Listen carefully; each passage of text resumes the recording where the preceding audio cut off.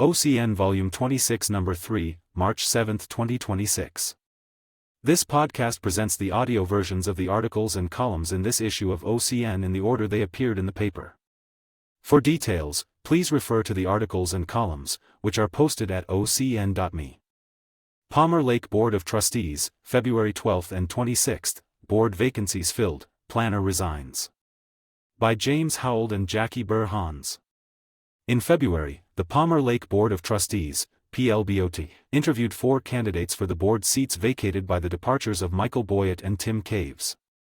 Interim Town Administrator Glenn Smith announced that Community Matters Institute, CMI, a nonprofit that has been acting as the town's planner for years on matters like the master plan and the municipal code, had terminated its contract with the town in response to allegations of fraud by trustee Roger Mosley and resident Martha Brodzik. The board continued to struggle with its response to Buc-ee's withdrawal of its annexation application, and with its efforts to hire a new town administrator and a new town attorney. In her report to the board, Town Clerk Erica Romero answered questions about checks posed by Trustee 8S Jerka and Mosley. A vacancy on the Parks and Trails Commission was filled. The board meeting on February 26 was preceded by an executive session for the board to receive legal advice from counsel representing the town regarding the lawsuit Roger Mosley v. Town of Palmer Lake. Michael Beeson and John Marble appointed to board. At a workshop on February 12, the board interviewed Michael Beeson, Denage Ferguson, John Hartzog, and John Marble for 2 vacant board seats. Their applications for appointment are available on the town's website here, https://tinyurl.com/mrwsbvyp.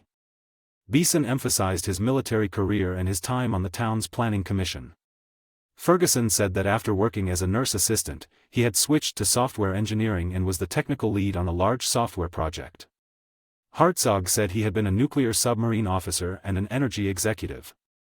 Marble said he was studying political science in college. Beeson and Marble were previously considered for seats on the board. At the board meeting that followed the workshop, Trustee Beth Harris suggested changing the way the board appoints new members. After some discussion, the board could not agree on a new process and decided to vote on candidates one by one until the seats were filled, as they had done in the past. Harris nominated Beeson, who was appointed by a unanimous vote of trustees Tony Beltran, Harris, Mosley, 8S Jerka, and Mayor Dennis Stern. Harris nominated Marble for the second seat. He was appointed with Harris, Mosley and Jerka voting in favor and Beltran and Stern voting no. Romero administered the oath of office to Beeson and Marble, who took their seats on the board after they were sworn in. CMI terminates contract as planner. During public comments at the February 12 board meeting, resident Martha Brodzik said she had investigated invoices paid by the town and had found some that did not have an associated contract. She faulted the town for paying invoices for which there was no contract. She added that she found one invoice to CMI that she alleged had been paid twice. She questioned the ethics of CMI for accepting double payment and went on to argue that the town had too many professional service contracts and should do more work on its own behalf. At the same meeting, during the board report portion, Mosley returned to the topic of CMI, criticized it for accepting payments without a contract, and said if it was double paid, that was theft. Mosley asked for a hearing on CMI's work for the town. This question came to a head at the February 26 meeting, when Smith presented CMI's response to Brodzik and Mosley's allegations. CMI's response included notification that CMI would no longer serve the town, effective March 13. In that response, CMI included transcripts of Brodzik's and Mosley's comments, highlighting 2 accusations: that it was paid $12,787.50 twice and hid the overpayment, and that it billed the town for uncontracted services. CMI denied both charges. In terms of the overpayment, Robert C. Haywood, CMI Chief Operating Officer, said the original check for invoice PL 25-04 was never received, payment was cancelled by Palmer Lake Accounting Clerk Kathy Neal, and a new check was issued. Haywood cited the check numbers in his response and included emails documenting the lost check and the reissued check. He noted that although the matter was resolved 62 days past the due date, CMI did not charge the town a late fee. Regarding the lack of a contract for some invoices, Haywood said CMI has operated under 4 contracts with the town and included as attachments the 2 contracts in question. CMI's response is available in a supplemental packet on the town's website here, https://www.townofpalmerlake.com/media/21121. Smith cautioned the board to be careful what they say from the dais. He asked them to come to the staff with questions before making accusations. Smith said he had received good service from CMI, which had been overwhelmed with Colorado Open Records Request Act, CORA, requests concerning Brodzik and Mosley's allegations. The town was now faced with the need for a request for proposal process to find a new planner, Smith said. He added that the town got work done by CMI at half the cost a private planner would charge and might have to amend its budget to account for the higher cost. Several residents rose to criticize the board for its handling of this and other matters. Paul Olivier, who served 2 terms as mayor, said the current board had conflicts of interest. For example, 2 board members had received help from the nonprofit Integrity Matters in their campaigns for seats on the board and had later voted not to pursue the payment of court costs from that organization. Olivier also mentioned the fact that Mosley has filed 2 lawsuits against the town. "I see the town in the worst shape I've ever seen in the 50 years I've been here," Olivier said. Brodzik said she thought Smith's comments were directed at her and said that when she asked the staff questions, she typically did not get answers.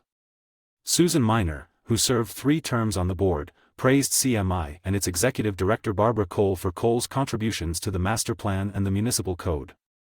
Rich Kuster, who served as fire chief and trustee and is currently on the planning commission, said he was concerned that the town is without a lawyer and a planner. Mosley said he had told Romero his focus was on the invoicing process, not on CMI. He said the town did not follow its process for annotating voided checks. He added he believed the town had exceeded the payment amount specified in not-to-exceed contracts. He claimed staff had discovered this and decided not to advise the board. Smith answered that he believed the prior administration had approved the overages on the contracts Mosley had mentioned, and he cited Mosley's unwillingness to come to staff for answers, preferring to submit time-consuming CORA requests instead. Their exchange became heated, and Mosley again insisted the town is making payments for which there are no contracts and is not being properly reimbursed by contractors. Mosley said Romero is responsible for payments and Smith is responsible for contracts. In response to Mosley's remarks, Romero said she did not agree with his summary of events and was always happy to answer questions from the board members. She said she has been advised to speak to the entire board and avoid having one-off conversations with individual board members. She added that until the town had a lawyer, she thought it best to provide answers in a public meeting. Nikki McDonald, who served 2 terms as mayor, said the town was turning against the board. Miner returned to the podium to say, "We have sought out legal counsel so we can ensure you are making decisions that are to the benefit of Palmer Lake, not Woodmoor, and not Broadmoor." During the meeting, she was sitting with former board members Shauna Ball and Amy Hudson, former Mayor Glant Havener, and Buc-ee's lobbyist Mark Waller. Board continues consideration of Buc-ee's withdrawal. Buc-ee's withdrew its annexation application to the town on February 4. At the February 12 meeting, Stern said the board could not accept the withdrawal without the advice of an attorney and moved to continue consideration of the withdrawal until the board's next meeting on March 26. Mosley asked to add to the motion the stipulation that all work on the Buc-ee's annexation should cease until the town has an attorney, and Stern accepted the addition. Stern's motion passed with Beeson, Beltran, Mosley, Jerka, and Stern voting yes. Harris voted no. Jerka moved to continue the Buc-ee's rezoning hearing until March 26, and his motion passed unanimously. At the February 26 meeting, Smith told the board that the law firm of Dietz and Davis PC had agreed to represent the town in the conclusion of the withdrawal of the Buc-ee's annexation application. The firm would not address any other legal matters for the town, Smith said. Search for town administrator restarted. At the February 26 meeting, Romero reminded the board it had requested her to pause the work with Strategic Government Resources, SGR, to find a permanent town administrator to replace Glenn Smith, who is doing the job on an interim basis in addition to leading the police department. All candidates were released, Romero said, and SGR was waiting for the board to update the recruitment brochure and for authorization to proceed with recruitment. SGR advised Romero that the recruitment effort was more likely to be successful once the board is stable and all active lawsuits and recalls are settled. She asked for direction from the board. Mosley said he asked at the previous board meeting for volunteers to act as town administrator temporarily, replacing Smith, until we get this all straightened out. He said he had one volunteer willing to accept the role temporarily and one who would only be available permanently. He added he thought the proposed salary was too high. He moved to open an opportunity for a temporary administrator. Stern pointed out that Smith was already serving as an interim town administrator and suggested Mosley's motion was based on Mosley's adversarial relationship with Smith. Mosley denied Stern's point and said Smith had made mistakes and was subject to dismissal. Smith asked to see Mosley's justification for his opinion in writing. He urged the board not to make the same mistake it made in dismissing Scott Krob as the town's attorney before a replacement had been found. Beltran said he would not second Mosley's motion, preferring to remain with the procedure in place. Minor said adding another, disorganized, person to the mix was not a good idea and pointed out that since the recruitment issue was on the agenda as a discussion item, no motion could be made. Stern pointed out that there were still active lawsuits underway, and he has been threatened with recall, so the search should not be reopened at present. Harris said she favored restarting the search for an administrator. Beeson agreed. Jerka suggested that since the staff was short-handed, it might make sense to find someone to help Smith. Stern pointed out that Mosley intended to replace Smith, not get him help. Romero said sometimes the board's expectations were a little unrealistic, but asked the board to follow the process with SGR. Resident Bill McDonald asked the board if a trustee with pending lawsuits against the town, that is, Mosley, should be allowed to vote on any of the town's business. Several in the audience answered no. Mosley responded that he could vote because he had no pecuniary interest in either lawsuit. Stern said he had asked the town's previous attorney, Scott Krob, if Mosley could vote, and Krob said he could but might have to recuse himself on some matters. After some additional, equally heated discussion, the board directed Romero to restart the search. Progress on permanent town attorney. At the February 12 meeting, Smith, who has been managing the search for a town attorney to replace Krob, told the board that trying to find an interim and a permanent attorney at the same time was confusing potential candidates, and staff recommended abandoning the search for an attorney to serve on a temporary basis. He recommended extending the window to apply to February 20 and holding a workshop to interview candidates. He said he had not found anyone willing to do the job on an interim basis. Harris and Mosley asked Smith to name the law firms interested in serving the town on a permanent basis. Smith refused, saying making the names public was not in the best interest of the request for proposal (RFP) process because board members had contacted the firms, which biased the impartiality of the process. Harris said she felt the staff was not following the board's direction. Beltran moved to extend the RFP application deadline to February 20 to bring information about all applicants to the February 26 board meeting, and to end the search for an interim attorney. The motion passed with Beeson, Beltran, Jerka and Marble voting yes and Harris and Mosley voting no. At the February 26 meeting, Smith brought the board the names of 3 law firms willing to represent the town, Zuckerman Legal, Jam PLLC, and Wyatt Hamilton Findley. Smith said staff was reviewing their applications and would give the board recommendations 5 days before the board's next meeting on March 12, so trustees would have time to review. Smith also suggested a workshop at 4:30 p.m. before the March 12 board meeting, at which the firms would present to the board. Jerka made a motion to hold a special meeting on March 3 to interview the firms and select a finalist, but there was no second, and he withdrew the motion. Romero pointed out that an attorney serves as a buffer between staff and the board when personnel issues arise. The board directed staff to proceed with arranging a workshop with the law firms on March 12 and a vote to select a firm at the board meeting on the same date. Jerka and Mosley objected, Beeson, Beltran, Harris, Marble, and Stern agreed. Concerns about checks resolved. In her report on February 26, Romero answered questions about checks raised by Jerka and Mosley at the February 12 meeting. She said a set of 21 voided checks that Mosley inquired about resulted from a printer error. Her research showed a check written to Buc-ee's was a refund for overpayment by Buc-ee's. She also noted that 2 additional checks had been written to the town's IT provider to cover compliance-related work that fell outside the boundaries of that provider's typical monthly service. Ferguson appointed to Parks and Trails. Ferguson accepted an appointment to the Parks and Trails Commission at the February 26 meeting. Executive session. The February 26 meeting was preceded by an executive session for the board to receive legal advice about Roger Mosley v. Town of Palmer Lake. No action was taken following the executive session, but Stern mentioned in the regular board meeting that the lawsuit asked the court to make a preliminary injunction to remove him as mayor and to invalidate board actions taken since his appointment in June. Stern said the court ruled that it would not make that injunction. The next regular board meetings are scheduled for March 12 and 26. See the town's website at www.townofpalmerlake.com to confirm times and dates of board meetings and workshops. Meetings are typically held on the second and fourth Thursdays of the month at the town hall. Information: 719-481-2953. James Howald can be reached at jameshowald@ocn.me. Jackie Burr-Hans can be reached at jackieburhans@ocn.me. Monument Planning Commission, February 11.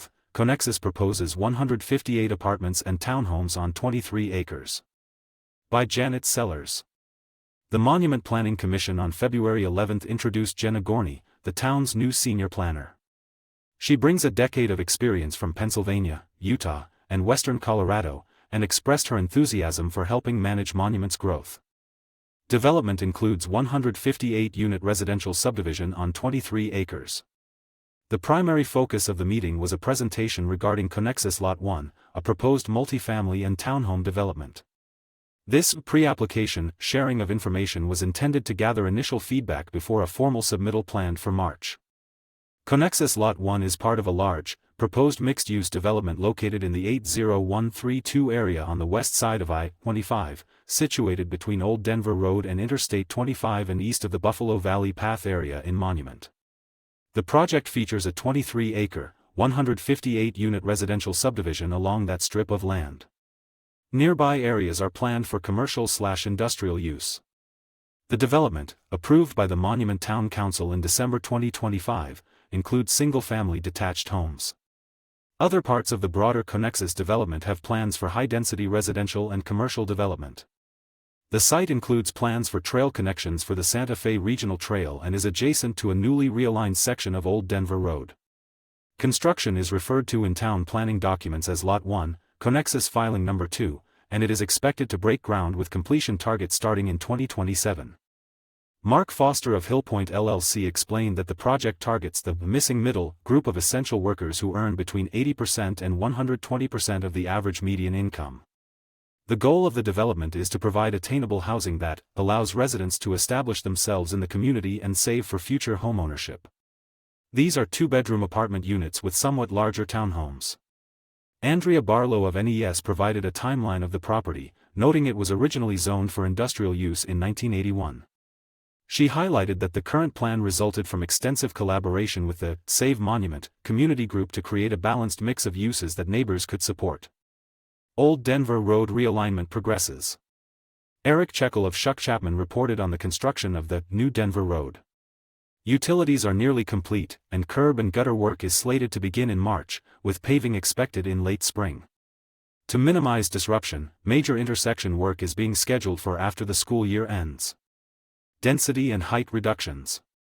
The proposed development for Lot 1 includes 354 units, which is fewer than the 399 units permitted by the master plan. While a building height of 75 feet is allowed, the applicant is proposing a maximum height of about 41.5 feet for the apartments to maintain a more appropriate scale. The missing middle versus industrial reality. The hearing then centered on the missing middle, housing for those earning 80% to 120% of the area median income, $90,000 for a family of 4. Mark Foster, Vice President of Development at Hillpoint, emphasized his point that these non-subsidized rentals would allow families to save $25,000 a year compared to the high cost of local homeownership. However, the debate shifted from the math to the lifestyle when discussing the units facing Old Denver Road. The developer presented a vision of a front porch design with no gates or barriers, intended to connect residents to the community and local traditions like the 4th of July parade. Commissioner Baumer challenged this open concept, citing concerns over industrial growth and increased traffic. She emphasized that as the nearby industrial complex expands, residents will likely want a barrier between their private lives and the encroaching commercial activity, regardless of the 25 miles per hour speed limit. Renewable water strategy served by Triview. In response to commissioners' questions, the developers clarified that the project will be served by Triview Water and Sanitation District. The district utilizes the Northern Delivery System, meaning the project will be supported by a renewable water source rather than relying solely on groundwater. School capacity impacts. The Commission discussed potential impacts on School District 38. Foster noted that multifamily units typically generate fewer students than single-family homes and that the district generally prefers fees in lieu of land because they already have dedicated school sites prepared for future capacity. Old Denver Road Renaming Initiative. Town staff announced a planned public outreach process to rename the bypassed section of Old Denver Road. The initiative aims to bring the community together to select a permanent name for that local road segment, and indications are that this will occur in early March. Comprehensive Plan Update. The staff reported that a new grant from the State Department of Local Affairs, DOLA, will fund the completion of the Monument Comprehensive Plan. A summary of the visioning process is expected by mid-March, and that will guide the formal drafting of the new plan. The Planning Commission usually meets on the second Wednesday of each month. The next meeting is scheduled for March 11th. For further information on commission meetings, please visit www.townofmonument.org/263/planningpcommission-board-of-adjustment or contact 719-884-8028. A recording with a transcript of each meeting is also available. Janet Sellers can be reached at janetsellers@ocn.me. Buc-ee's applies to El Paso County to expand parcel. By John Heiser. In early January, Vertex Consulting Services, representing Robert Ferguson, managing partner and president of Interstate Properties Limited, applied to El Paso County for approval of a property boundary adjustment to convey about 11 acres to Monument Ridge West LLC, owners of the parcel proposed for the controversial Buc-ee's Travel Center. The application, if approved, would expand the Buc-ee's parcel to about 53 acres. The parcel being conveyed lies south of the Monument Ridge West parcel. The southern edge of the parcel being conveyed is adjacent to the parcel containing the Town of Monument water tank. The application was made under El Paso County Land Development Code Section 7.2.2.e.4, which permits the action to be approved by the Director of the Planning and Community Development Department provided certain criteria are satisfied. Among those criteria is a requirement that the boundary line adjustment will not result in a change in the water supply for either lot. The application can be viewed at https://tinyurl.com/buc-ees-boundary. Numerous public comments have been submitted opposing approval of the boundary line adjustment. In addition, Kat Gale, Integrity Matters Chief Legal Counsel, filed a letter objecting to administrative approval of the boundary line adjustment, alleging, among other issues, potential changes to the water supply and conflicts of interest. If the county is persuaded by those arguments, the decision on the boundary line adjustment would be referred to a hearing before the Board of County Commissioners. The Public Comments and Integrity Matters letter can be found under the Additional Documents section at https://tinyurl.com/buc-ees-boundary. On February 2, the Town of Monument has started a process to use a flagpole annexation of a portion of Beacon Light Road and the parcel containing the town's water tank. See the Monument Town Council article on page 8. If the county approves the boundary line adjustment and the town annexes the parcel containing the tank, the expanded Buc-ee's parcel would be adjacent to Town of Monument property. Per State Statute CRS Section 31-12-105, 1, E.3, regarding flagpole annexations, an opportunity for annexation must be offered to owners of abutting parcels under the same conditions as the initial annexation. If Buc-ee's were to apply for annexation to Monument, the town would be required to prepare an impact report and hold hearings to approve or disapprove the annexation. On February 17, the Monument Town Council approved an ordinance which prohibits the town from providing water service to properties located north of the Palmer Divide.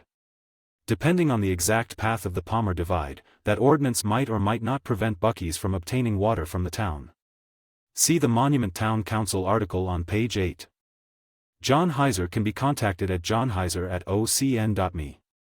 Monument Town Council, February 2 and 17, Single-Family Home Construction Drops, Commercial Building Jumps. By Marlene Brown. Summarizing the Pikes Peak Regional Building Department, PPRBD, 2025 report, Greg Dengrando, Chief Public Information Officer for the PPRBD, reported to the Monument Town Council, MTC, on February 2 that single-family home construction in the Monument area dropped 27% in 2025, with 152 residential construction permits issued. The breakdown by neighborhood is as follows. Jackson Creek, 56. Home Place Ranch, 40. Monument Junction, 39. Cloverleaf, 15. Willow Springs, 2. There was a major boom in commercial construction in El Paso County in 2025, Dingrando said. New apartment completions that were permitted more than 2 years ago tripled across the region. PPRBD had a total of 266,077 inspections among 55 department inspectors for an average of 1,064 inspections a day. Dingrando noted that PPRBD continues to perform manual roof inspections rather than using drones, so it can physically check for proper shingle installation. Annexation of Beacon Light Road and Water Tank Site. The MTC approved authorization for Town Manager Madeline Van Den Hoek to file annexation proceedings for the town's water tank site and a portion of Beacon Light Road. This flagpole annexation is similar to the process used for Old Denver Road. The next step in the annexation process is for the MTC to determine that the petition complies, and a public hearing has been set for March 16 at the regular MTC meeting. Adjoining property owners will receive a letter from the town explaining the process and noting they will have an opportunity to join in the annexation within 45 days if they so choose. Proposed restriction on water flow north of the divide. The MTC discussed a draft ordinance that would prohibit municipal water from being provided to developments north of the Palmer Divide. This proactive measure is intended to protect the town's renewable water sources and avoid the expensive and time-consuming 1041 permit process required to move water into the South Platte River Basin. Resident complains about above-ground electric fence. A resident reported that his neighbor had installed an above-ground electric fence on his property's fence line. He had made a complaint on the town's website more than 2 months ago and had not heard from anyone. The MTC and staff acknowledged the complaint and noted that a new code enforcement officer would be starting within the week and would be investigating the matter. A taste of Tri-Lakes Cares. Haley Chapin, executive director of Tri-Lakes Cares, invited the MTC to save the date for a taste of Tri-Lakes Cares on May 13. It's an annual fundraising event that highlights the area's restaurants and chefs. Tickets are on sale at https://tri-lakescars.org/events/taste-of-tri-lakes-cares. Regional training for elected officials. Town Manager Madeline Van Den Hoek discussed an event in the planning stages to host a regional meeting and educational sessions for elected officials and clerks from El Paso, Teller, and Fremont counties. The first event would be a mixer in Colorado Springs, slated for late March, to foster intermunicipal cooperation among the counties. Q4 Financial Performance. The quarterly budget report revealed that the town ended 2025 with total expenditures at 83% of the budgeted amount.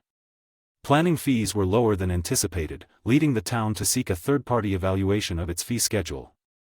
2025 investment returns. The town reported earning nearly $1.5 million in total investment income for 2025. The MTC plans to review and update the town's investment policy in the coming months to ensure it remains current with market conditions. Sales tax delinquency enforcement. Finance staff reported record sales tax collections for December filings, yet noted that 3 local businesses have been issued notices of final determination due to repeated failures to remit collected taxes. One business has reportedly failed to file since 2021, and the town is prepared to take further legal action for businesses that remain non-compliant. The town is trying to work with the businesses and come to an equitable solution without having to go the final route. Condolences for Kiowa Mayor. The MTC formally expressed its condolences following the unexpected passing of Teresa Howard, the mayor of Kiowa. Executive session. The MTC voted 7-0 to enter into an executive session to receive legal advice from the town attorney regarding a zoning enforcement matter. On February 17, Division Chief for Community Risk Reduction Jonathan Bradley of the Monument Fire District, MFD, presented the new Wildlife Resiliency and Fire Code. Fire mitigation codes need to be updated, he said. MFD has adopted the new fire codes and is now going to the town of Monument and El Paso County for their adoption of the codes. They are working with the Monument Planning Commission, which is updating the Building Codes Manual and is adding the new fire codes simultaneously. The new codes will go into effect on July 1. The fire codes are for new construction and major remodels. They include wildlife code requirements for non-combustible fencing within 8 feet of a new home and the removal of vegetation within a 5-foot defensible space. Impact fees study recommendations. Impact fees are used for capital asset purchases, such as patrol cars and other equipment, but not for maintenance of the assets. A firm recommended a new police impact fee charge to building developers at the time of final approval on new lots and new developments. The MTC authorized the Finance Department to apply for a federal build grant for funding Jackson Creek Parkway, which has been estimated at $5 million to complete. The Council approved Resolution 13/2026 to develop a master transportation plan and to apply for a $200,000 State Department of Local Affairs grant. The MTC approved an increase in water rights fees. Resolution 11/2026 raised fees in lieu of water rights, and Resolution 12/2026 accepted groundwater from new developments. This policy protects the town's water portfolio, requiring developers to pay a fee for water that might require future court adjudication. Chamber of Commerce lease. The MTC approved a short-term 1-year lease with the Tri-Lakes Chamber of Commerce for $1 per year, allowing for a transition year for the chamber to prepare for future rent. There is a desire among the MTC members to sell the property or generate revenue. There are maintenance liability concerns about why the town remains responsible for building repairs that exceed $5,000. Staff clarified that the lease includes a provision to terminate the agreement rather than pay for such significant improvements. Executive session. The MTC moved into executive session regarding objections to Buc-ee's request for a lot line adjustment. The council requested that such changes not be administrative but require public hearings and greater scrutiny. Regular meetings are typically held on the first and third Monday of each month at 6:30 p.m. at the Town Hall, 645 Beacon Light Road, Monument. If the meeting falls on a holiday, the meeting will be held the following Tuesday. See townofmonument.org for agendas and supporting documents. Marlene Brown can be reached at marlenebrown@ocn.me. D38 Parent and Community Advisory Committee, February 10, update on Priority 3, Valuing Our People, Introduction to Lewis Palmer High School, discussion about report to board. By Harriet Halbig. The Lewis Palmer D38 Parent and Community Advisory Committee, PCAC, met at Lewis Palmer High School on February 10, following a special meeting of the Board of Education that morning. Principal Jeffrey Zick, in his first year at that location, spoke of his own background and several unique programs at the school. Among the programs are Snacks and Solutions, where students have lunch with the principal and discuss school issues. Ranger Roundup, a program for incoming freshmen in May, when they can see where their classes will be held. Student-led tours for those entering the district and those deciding between Lewis Palmer High School and Palmer Ridge. Ranger Connection Center to familiarize incoming students with clubs and other extracurricular activities. Ranger Tutor Center, where students tutor peers. Since 2021, there have been over 4,000 tutoring sessions. Painted senior parking spots. Responsible Rangers, those with a 3.75 or higher grade point average get a study hall off. Starting the second semester of freshman year. The school student council was recognized by the Colorado Department of Education. Gifted/talented students develop their own advanced learning plan with a course planning guide, a separate study hall, independent study for juniors and seniors, and a student-developed e-portfolio that includes a resume and showcases the student's best work. Several staff members also were recognized for their innovative work in adaptive physical education, music education, and building trades. Students conducted a tour of the building before the meeting. Board of Education Liaison Report. Board Liaison Dr. Patty Schenk reported on the board meeting held that morning. She explained how members of the committee could view live streams of board meetings on the district website to familiarize themselves with board discussions and decisions. She also referred to the presentation by PCAC to the board. The primary topic was communication between the committee and the board. Beginning this school year, an additional member of the board will attend each committee meeting, and at least one committee member will attend each board meeting. She said that the board wants to be more in touch with the committee due to its diverse representation from all schools and the community. New board member Ginger Schaaf was also in attendance. PCAC report to the board. Committee co-chairs Renee Butler and Kirsten Zook reported on their presentation to the board on the morning of the meeting. They said they did not wish to wait until the final board meeting of the year to report on committee activities. They said it was important for board members to attend committee meetings to hear unfiltered commentary on the actions of the district. The committee is required by state statute to exist. Butler and Zook asked what information the board required from the committee and board priorities regarding subjects to be addressed. Regarding the Financial Transparency Committee, a subcommittee of PCAC, they said they did not understand the structure of the committee and what happens at its meetings. Zook also commented that outsiders think representation on the committee isn't broad enough, as many members serve for several years. She said that it is understandable as members wish to serve while their children are in school in the district.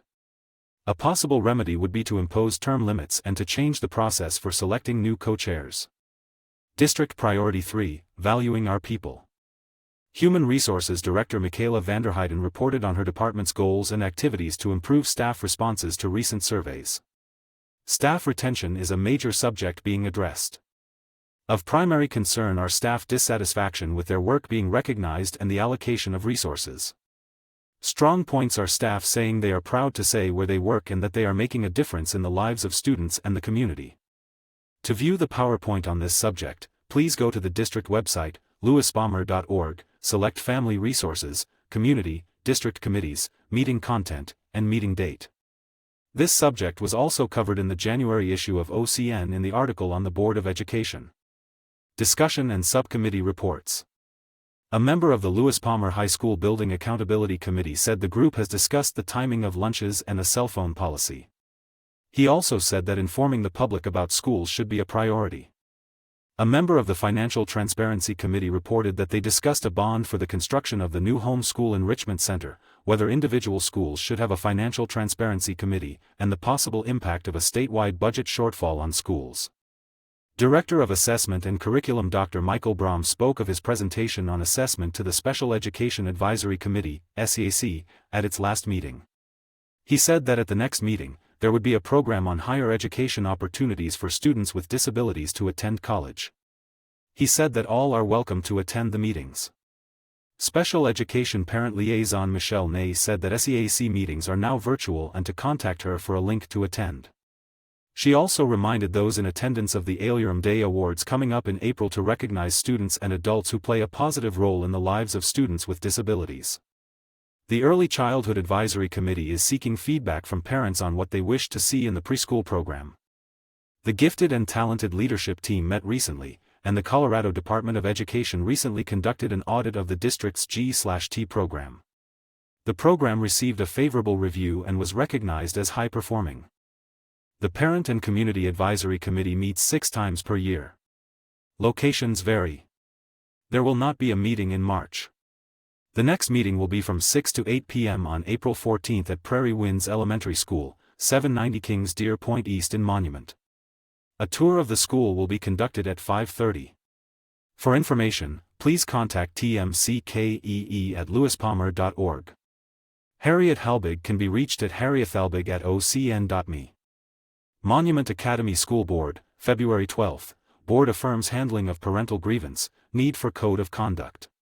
By Jackie Burr Hans. The Monument Academy, MA, Board met on February 12 with many teachers in attendance and entered an executive session with legal counsel regarding parental grievance on student matters as well as East Campus facility funding. The board heard a mid-year academic dashboard and a proposal to submit for an Army JROTC program. The board also discussed its calendar for upcoming years and approved engagement letters related to its bond refinancing. The board meeting ended with an executive session on the executive director evaluation process with no action taking place afterward. Parental grievance considered. After its community spotlight and committee reports, the MA board entered a 2-hour executive session for advice to negotiators on East Campus facility financing and for legal advice pertaining to a parental grievance related to student matters. A larger than usual audience, which included many teachers, attended the board meeting and stayed to hear the outcome. Upon returning, President Ryan Graham announced that there would be no motions from the board but that it had determined that grievance policies and procedures were properly followed. He also said the board had heard concerns about the need for respectful communication between parents and staff and would consider adopting a code of conduct to ensure people were engaging with teachers in a respectful manner. The audience loudly applauded his statement. Mid-year dashboard. Colin Vinchattel, the executive director, shared the mid-year academic and attendance dashboard, expressing his enthusiasm about the outcomes. The dashboard, available at tinyurl.com/my-boarddocs, shows results from standardized tests taken in the winter, compared with results from the beginning of the year, showing progress toward academic achievement and growth goals. The Dynamic Indicators of Basic Early Literacy Skills (DIBLS) test is given to students in grades K-5 and shows percentages of students below, at, or above benchmarks in reading proficiency. Vinchattel noted that at the beginning of the year, the composite score of all grades had 176 students at the above level, while mid-year showed 265 students at that level. Students who were below or well below benchmarks dropped from 32% to 23%, he noted, saying teachers had done a wonderful job. The report also shows benchmark percentages by grade that show kindergartners improving the most and grades 3 to 5 continuing to improve rather than plateauing. The Northwest Evaluation Association, NWEA, Measures of Academic Progress, MAP, measures academic growth in reading, language usage, mathematics and science, tracking student progress. Scores show a percentile rank comparing students to national norms, dividing them into quintiles, 1 to 20, 21-40th percentile, etc. These tests were taken by all grade levels and represent a new baseline, Vinchattel said. For the composite scores for all grades, math growth and achievement are in the green zone, 61-80th percentile, while reading, language usage and science are in the yellow zone, 41-60th percentile, for growth and the green zone for achievement. The results are broken out by grade with a mix of yellow and green zone results for growth and achievement by subject. Percentile scores in growth ranged from 44th in 6th grade math to 84th in kindergarten math. Achievement percentiles ranged from 61st in kindergarten reading to 83rd in 8th grade math. Preliminary Scholastic Aptitude Tests, PSAT/National Merit Scholarship Qualifying Test, NSMQT, scores were used to evaluate high school students on reading/writing and math. Vinchattel said that students take this test in the fall to give them feedback for when they take the SAT test as juniors. He noted that Colorado requires every student to take the SAT while many other states do not. Grades 10 to 11 showed 86% of students at the performance level for reading/writing, but only 44% achieved that level in math, he said, noting that it was an area of focus. Vinchattel reported on attendance, showing attendance percentage by grade and quarter, comparing this year to last year for the first 2 quarters. Finally, he compared results with goals set for the 2025-26 school year. 1. Elementary will increase the growth percentage of students in K-5 scoring in NWEA 61st percentile by the end of the year. At mid-year, math was at the 62nd percentile, with reading, language, and science at the 60th percentile. 2. Middle school will increase the growth percentage of students in grades 6 to 8 scoring in NWEA MAP at the 60th percentile by the end of the year. At mid-year, science was at the 60th percentile, with math, reading, and language at the 57th, 55th, and 58th percentile, respectively. 3. High school will have 70% of students score at, meet or exceed, on PSAT/SAT in the spring, with 30% scoring as approaching. Mid-year results show 86% for reading and writing and 44% for math in grades 10 to 11. For grade 9, results show 83% for reading and writing and 39% for math. 4. Increase school-wide attendance rates to 96% by the end of the year. At mid-year, grades 2 to 7 and 11 were at or above 96%, while grades K-1, 8 to 10 and 12 ranged from 90.5% to 95.28%. Board members asked about the impact of the changes MA made in math curriculum. Vinchattel said MA had decided to accelerate the math curriculum, with kindergartners taking first-grade math and first-graders taking second-grade math.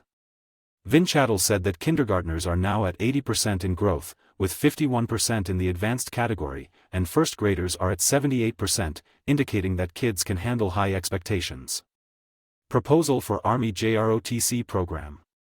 Vinchattel said there was interest in a Junior Reserve Officers Training Corps, JROTC, program, so he explored some options by contacting the head of JROTC programs in the state. He learned that the Army program is pushing to expand into 50 schools per year in Colorado. There hasn't been a new Air Force JROTC program in 10 years, he said. Vinchattel said there were 3 programs available. The Army would provide everything needed to start a program, including curriculum, uniforms, and equipment. It would cover half the cost of 2 instructors who would make $86,000 each, and MA would provide the other half. Additional startup costs for MA would include setting up classrooms, possibly in the portables. The program would likely start in 2027, he said. Board member Craig Carl asked whether this would be a class during the day or after school. Vinchattel said it would be a mix, with some classes for credit during the day and extra credit opportunities for drilling and color guard after school. Vinchattel noted that MA would be able to open the program for 8th graders as well, unlike other high schools.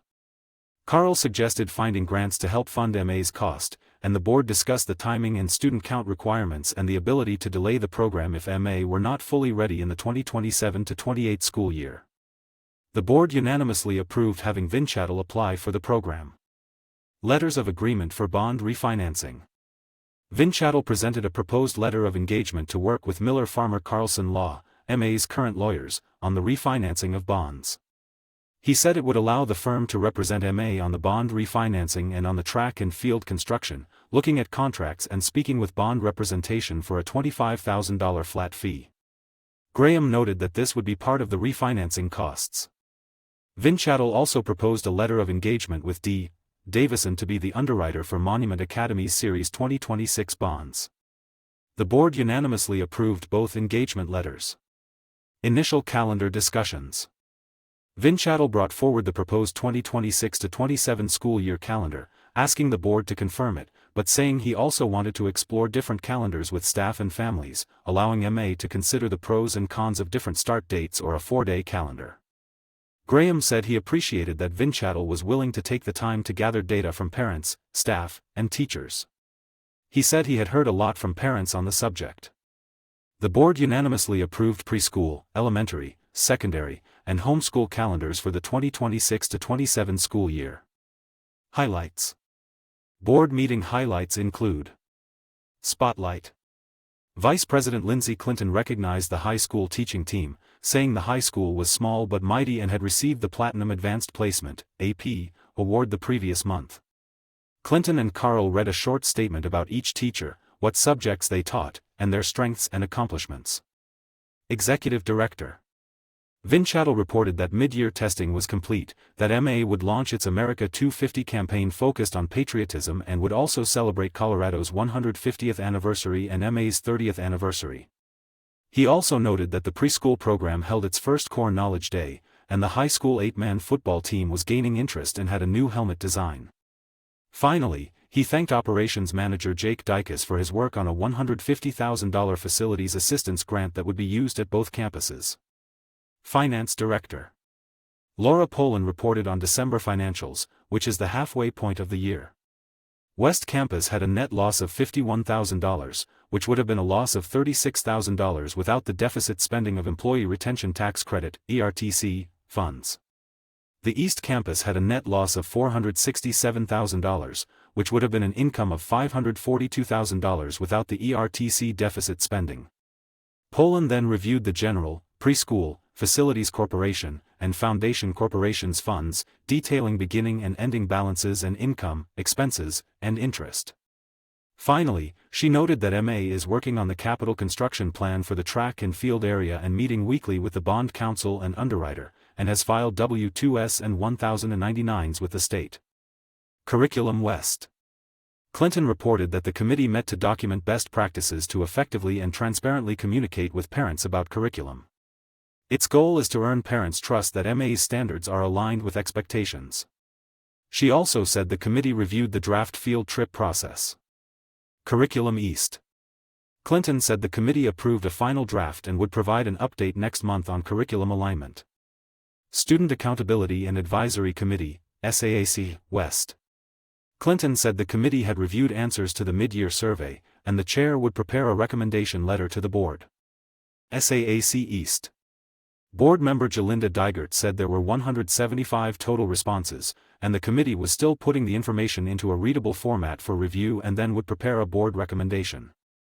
She also noted that the vice chair position on the committee had been open all year and asked that interested parties reach out to secondary principal Angela Duca. Finance. Carl said there was a lot of work on refinancing and the opportunities that would bring. He also said there were a lot of plans going on with marketing to increase enrollment, but noted that word of mouth still carries a lot of impact. Building and facilities.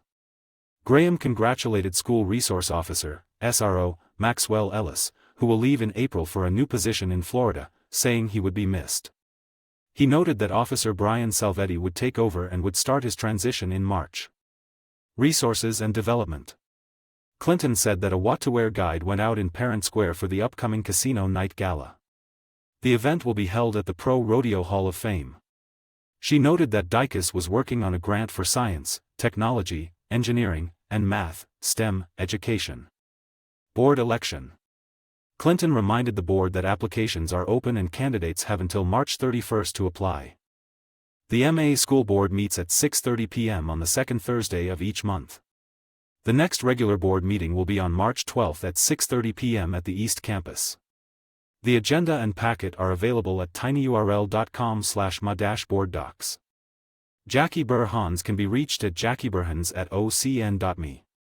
Lewis Palmer D38 Board of Education, February 10, Board discusses possible adjustments in light of state budget crunch. By Harriet Halbig. The Lewis Palmer D38 Board of Education received a detailed report from Chief Business Officer Brett Ridgway regarding the possible impacts on the district from a shortfall in the state budget. The Parent and Community Advisory Committee, PCAC, presented information on its activities and suggestions on improving communications with the board. District Budget Planning Discussion. Ridgway explained the current state of the Colorado budget and the impact going forward. The state is facing a large shortfall in its budget due to increased spending on healthcare. Colorado is required by law to have a balanced budget each year, further limited by TABOR requirements that the state retain a specific level of reserves. Education is second only to healthcare in its share of state budget allocations, so this shortfall will have an impact on all schools in grades K through 12. Ridgway commented that over the past few years, revenue from COVID-19 era funds such as ESSER, elementary and secondary school emergency relief, were used to fill some funding gaps, especially regarding the safety of schools. These funds are no longer available. Ridgway explained a number of possible adjustments to district spending to help limit the effect of possible decreased funding. Among these are: decrease the amount of funding for capital investment. It was reduced from $3 million annually to $2.5 million, with the difference used to fund a compensation increase 2 years ago. At this point, it appears unlikely to return to its former amount. Eliminate new hiring bonuses. This option has been discussed among principals, said Executive Director of Education Services Alicia Welch, who met with school officials last November to begin planning for the 2026-27 school year. Changing to a self-funded health insurance program. This will not be possible in 2026-27 but may be implemented in the future. Change the allocation of specific ownership taxes, on such items as trailers and boats. These taxes represent about 5% of tax revenue. At present, the district can determine what portion of these taxes will contribute to the School Finance Act and what portion will be retained locally. Adjust retention bonuses. Slow progress on the projects at Grace Best because the Homeschool Enrichment Academy structure will not be in use until the beginning of the next school year. An additional change in state funding is based on the fact that, in the past, funding was primarily based on the student count determined on October 1 each year, and the rate of per pupil funding was calculated separately. Because birth rates are declining and therefore the student count is also declining by a predicted 99 students in the coming year, an increase in the rate of per pupil funding will not compensate for a lower student population. In the past, districts were allowed to average their student count over 5 and then 4 years. That is no longer the case, so the impact will be felt more immediately. Ridgway said that D38 is unusual in that its student population is very mobile, with those beginning the year often moving away before the end. In addition, due to the price of housing in the district, families often move here later in their lives. Executive Director of Education Services Alicia Welch commented that in elementary schools, families are given a survey each year regarding whether they plan to remain in the area. School Superintendent Amber Wetstein commented that the district is doing targeted marketing to increase the student count. If funding will primarily be based on student count, it may be more necessary to be flexible in staffing from one school to the next. Welch said that some teachers are licensed to teach more than one subject, and that may add to flexibility internally.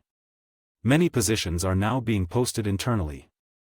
Ridgway said that Director of Planning, Facilities and Grounds Melissa Andrews is monitoring such local factors as birth rates and home sales to help in forecasting changing conditions. When asked whether universal pre-kindergarten produced significant revenue, Ridgway said that it is a break-even situation. Board President Ron Schwartz asked when some of this information may be solidified. Ridgway said the legislature is in only its second month of session, so any solid information will unlikely be available for a few months. Wetstein thanked the entire district team for being proactive.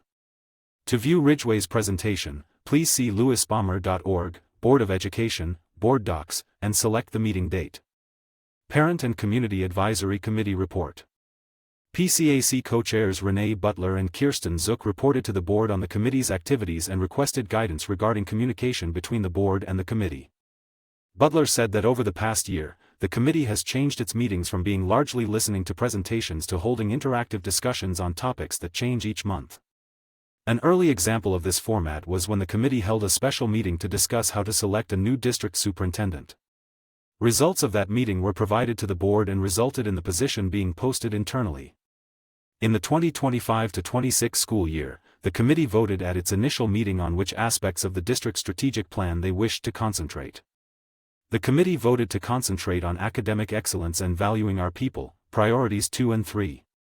In discussing academic excellence, Director of Assessment and Curriculum Dr. Michael Brom explained the criteria for being designated as accredited with distinction. The criteria were recently changed to emphasize the degree of participation in standardized testing. Over the past 2 years, families have been allowed to opt their students out of testing. The committee discussed ways to encourage participation by telling students that it benefited them by showing where they ranked among peers and supporting their progress. The committee also voted to prioritize being in the top 10% academically. A question that arose is whether the community values being accredited with distinction or whether energy should be used elsewhere. In discussing valuing our people, priority 3, Human Resources Director Michaela Vanderheiden spoke about results of staff surveys and planned actions to improve results. The committee said it remains committed to improving compensation and understanding such factors as enrollment trends and inflation affecting the district budget. Butler said a concern in the PCAC is a lack of understanding of the relationship between the Financial Transparency Committee, FTC, and PCAC. Butler said they did not have access to the agenda for FTC meetings and did not know the name of the chair, although FTC is a subcommittee of PCAC.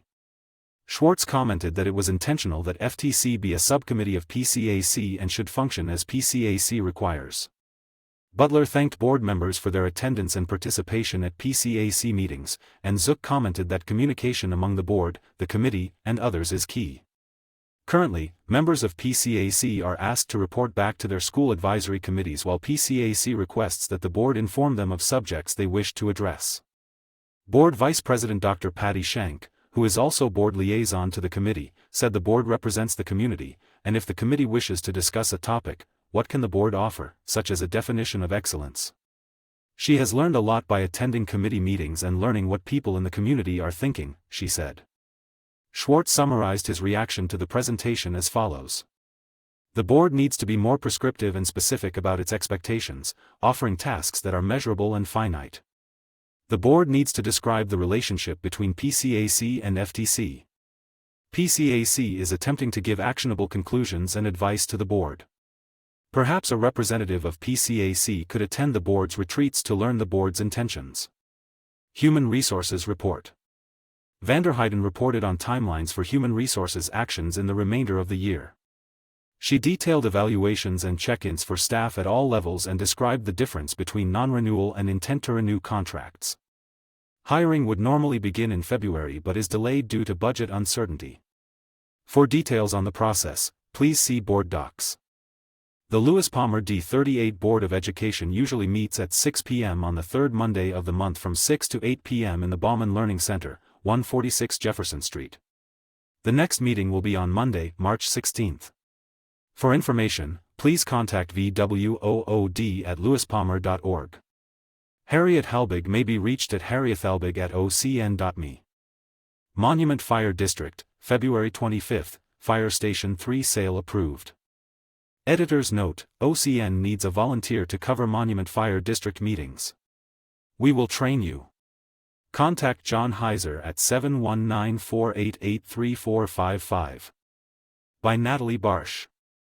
At the Tri-Lakes Monument Fire Protection District, TLMFPD, DBA Monument Fire District, MFD, meeting via Microsoft Teams on February 25, the board approved a purchase agreement for the sale of Fire Station 3 to Woodmoor Water and Sanitation District, WWSD.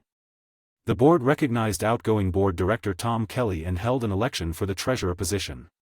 The board approved the fire chief job description and position profile for the fire chief recruitment search, received a copy of the 2025 MFD annual report, and heard about a request by the International Association of Firefighters, IAFF, Monument Local 4319 to explore the possibility of a retiree healthcare coverage benefit. Director Michael Smaldino was excused. Fire Station 3 Sale Agreement. Chief of Administration Jamie Bumgarner requested the board approve the sale of Fire Station 3 at 1855 Woodmoor Drive to WWSD No. 1 for $1.260 million and a lease agreement of $145,728, for 1 year, to continue occupying the property until the rebuild of Fire Station 3 is completed at 17320 Jackson Creek Parkway, north of the Tri-Lakes YMCA. Should the rebuild take longer, the district could continue leasing the station for up to an additional year for not less than $12 per square foot. The rebuild is expected to be completed on March 15, 2027. In a 6-0 vote, the board approved the sale and the lease agreement. Bumgarner said the general contractor for the rebuild of the station will be ready to mobilize on March 9, and a groundbreaking ceremony is scheduled for March 25 at 1 p.m. For further details about the site planning, see the WWSD article on page 13. Station 1 Training Center Update. Bumgarner said public hearings are scheduled for the Fire Station 1 Training Center development with the Monument Planning Commission on March 11 and the Town Council on April 6. Delivery of the tower structure is expected by the end of September or early October and ready for training purposes in November. Recruitment Update. Fire Chief Andy Kovacs said the executive recruitment for the fire chief position was underway by Prothman Executive Recruitment, and he requested the board approve the job description and position profile presented, allowing Prothman to advertise the position on February 26. The candidate interview process will begin in April, followed by the board of directors selection process from a short list of candidates in May, said Kovacs. The candidate will be ready to join the organization in July/August with a salary of $210,000 to $235,000 plus benefits. At the October meeting, Kovacs announced his plan to retire from the fire service at the end of 2026. The board approved the job description for posting. Financial Update. Treasurer Kelly said the district is at 8.3% of the total budget year to date as of January 31, and he highlighted some of the following from the financial report. The combined overall income received year-to-date was about $263,395. The projected income revenue for 2026 is set at about $24 million. Overall expenses were about $2.057 million and 9.4% of the projected expense budget set at about $21.984 million. The total checking/savings was about $33.211 million, with about $8.287 million in the operations/general fund. The balance includes loan proceeds of about $18.133 million in Bank of Oklahoma financing for the Fire Station 3 rebuild. Kelly said the district will receive a large input of expected property tax revenue in March, and all 25 electronic transactions were appropriate and within budget. Of note was about $1.639 million to land title guarantee for the Fire Station 3 land purchase and $152,000 to PNC equipment for the annual lease payment on the tower ladder truck. The board voted 6-0 to accept the financial report as presented. Board Director recognized. Kovacs recognized Kelly for his dedicated service and leadership to the district since 2019 and said, it was not uncommon for Kelly to sit down and discuss matters in his office on many occasions. IAFF Monument L4319 President/Engineer Christian Schmidt presented Kelly with a commemorative statue and said, Kelly's time serving on the board has truly mattered. Kelly said he hopes that the district continues to shine. Kelly is moving out of the district. Director updates. President Mark Gunderman welcomed Steve Phillips as the new board director, replacing Kelly. Gunderman asked if any director was willing to take on the role of treasurer, but hearing no offers, said he would ask Smaldino to consider the role. Retiree healthcare presentation. In a room well attended by firefighters and family members, firefighter Rudy Gillette, with 24 years' service in the district, requested that the board explore options for the potential implementation of an employer retirement healthcare benefit plan for firefighters and spouses. Gillette said the district does not currently offer a healthcare plan for retirees, but most firefighters retire between the ages of 45 and 55 after a tough career on bodies that take a beating up to retirement. Currently, no other fire department offers a retiree healthcare plan in El Paso County. However, Frederick Firestone Fire District does offer one should the board need a comparison plan, said Gillette. Kovacs said the district provides 95% of the current healthcare plan costs to all employees, spouses, and dependents, with a 5% employee contribution that includes dental and eye exams while employed by the district. Vice President John Hildebrandt said, "It would be great if we could do it, but the costs would be dictated by the plan provider, with no control by the district for a period of 10 years or more before Medicare kicks in." Gunderman said retiree healthcare plans for local government are usually offered to frontline firefighters and police officers, and not for all positions within departments. The board should explore retiree healthcare benefit plan costs at a minimum, if it is affordable and sustainable, said Gunderman. Gillette requested 2 members of the board volunteer to explore plan options. Directors Andre Mouton and Dwayne Garrett agreed to assist with the request. Chief's Report. Division Chief of Operations Janaka Brandon presented the Chief's Report. The report and the 2025 annual report can be viewed at www.monumentfire.org. The meeting adjourned at 6:04 p.m. Meetings are usually held on the 4th Wednesday of every month. The next regular meeting is scheduled for March 25 at 4:30 p.m. at Station 1, 18650 Highway 105. For Microsoft Teams virtual joining instructions, agendas, minutes, and updates, visit www.monumentfire.org or contact Director of Administration Jennifer Martin at 719-484-9011. Natalie Barsh can be reached at nataliebarsh@ocn.me. Woodmoor Water and Sanitation District, February 17, Board asks for help with water piracy. By James Howell. At its February meeting, the Woodmoor Water and Sanitation District, WWSD, Board heard a report from Operations Superintendent Dan LaFontaine regarding the theft of water by subcontractors. LaFontaine asked the community to help spot water being taken from fire hydrants without required permits. Board Treasurer Dana Franson provided a financial report closing out the 2025 fiscal year. District Manager Jesse Schaefer explained an easement agreement between WWSD and the YMCA on Jackson Creek Parkway that will allow Monument Fire District's proposed Station 3 to use an existing sewer line on the YMCA's property. The board heard a report on the Joint Use Committee, JUC, from Franson and operational reports from district staff. The meeting ended with an executive session. Help prevent water piracy. LaFontaine told the board that district staff have recently caught multiple companies stealing water by connecting to fire hydrants without having a permit to do so. In addition to a permit, LaFontaine said a water meter and a backflow prevention device are required whenever a connection is made to a fire hydrant for commercial purposes. Lack of a backflow device can lead to contamination of the water that district customers drink. LaFontaine asked the public to report anyone other than firefighters connecting to a fire hydrant by calling the WWSD office at 719-488-2525. He noted some customers have helped the district investigate water piracy by allowing it to review footage from their doorbell cameras, and invoices have been sent to companies that pirated water. 3 companies are installing fiber optic cables in the WWSD service area, which requires directional drilling, and some of their subcontractors may not be following proper procedures or may be unaware of the permits required, LaFontaine said. He estimated up to 500,000 gallons of water could have been lost to theft. 2025 finances presented.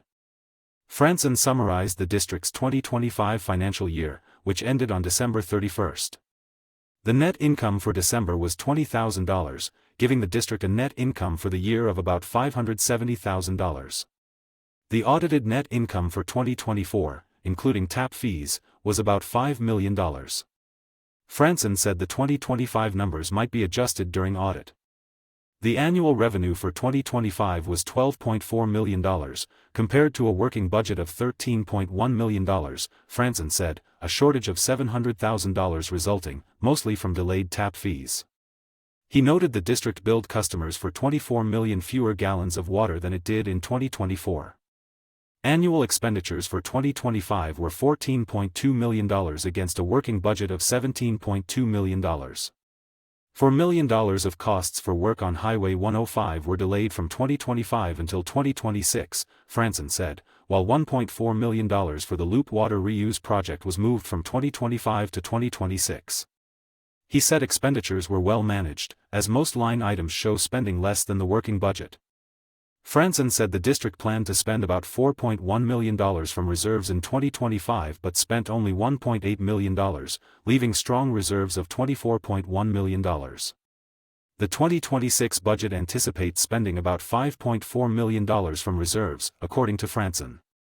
Easement agreement facilitates fire station move. Schaefer told the board that Monument Fire District's timeline to move Station 3 from its current location on Woodmoor Drive to a site just north of the YMCA on the west side of Jackson Creek Parkway had created a challenge regarding the sewer service for the new station. He said the problem had been solved by an agreement that would allow the new fire station to use an existing sewer line that belongs to the YMCA.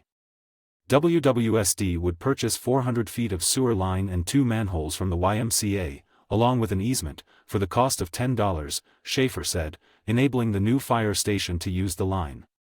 Under the agreement, the YMCA would be responsible for 1 year of maintenance on the line and asked WWSD to waive a $6,000 bond. The board voted unanimously to authorize Schaefer to sign the agreement with the YMCA. JUC signs up for opioid study. Franzen, who is WWSD's representative on the JUC, told the board that the JUC had agreed to participate in a study by CEC Innovations that will measure the amount of opioids present in the wastewater flowing into the Tri-Lakes Wastewater Treatment Facility, which the JUC operates on behalf of the towns of Monument and Palmer Lake and WWSD. The study will be done over 1 year, at no expense to WWSD. The information collected will only be communicated to the Environmental Protection Agency or the Colorado Department of Public Health and Environment in aggregate to protect privacy, Franzen said. Colorado Springs, Fountain, and 2 municipalities in Teller County are also taking part in the study. Operational reports. LaFontaine said the water level in Lake Woodmoor was 3.6 feet higher than it was on June 1, 2025. He said that the district was receiving unexpectedly large flows from Monument Creek despite the lack of snow. He noted that the meter replacement effort was going more slowly than planned because some electronic components were backordered. Only new homes are getting the new meters, LaFontaine said, adding all replacements were due to be complete by the end of 2026. In her engineering report, District Engineer Sidney Salen said the elimination of a lift station on Lost Arrowhead Drive was expected to begin in late March, and the district would reach out to nearby homeowners to let them know what to expect. She reported that El Paso County is planning to put a traffic roundabout at the intersection of Deer Creek Road and Woodmoor Drive, and WWSD was assessing the utilities that could be affected by the county's plan. Executive session. The meeting ended with an executive session for the board to receive legal counsel regarding potential agreements with El Paso County, Monument Fire District, Rex Colorado Corporation, Tallgrass, Atlantica Sustainable Infrastructure, Monument Junction Metropolitan District. Number 1, Quantum Group and La Plata Communities. No action was taken following the executive session. The next meeting is on March 9 at 1 p.m. Meetings are usually held on the second Monday of each month at 1 p.m. at the district office at 1845 Woodmoor Drive. Please see www.woodmoorwater.com or call 719-488-2525 to verify meeting times and locations.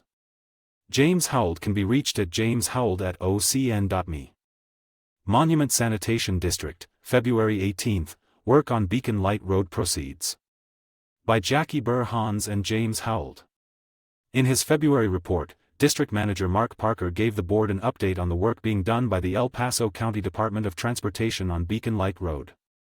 Utilities coordinate efforts on Beacon Lite Road. Parker said he was attending meetings between utility providers to plan storm sewers, water lines, the relocation of power lines, and internet fiber along Beacon Lite Road, all parts of the county's project to straighten, level, pave, and add curbs and gutters to the road. The county is moving along on that project, which began in 2004, Parker said.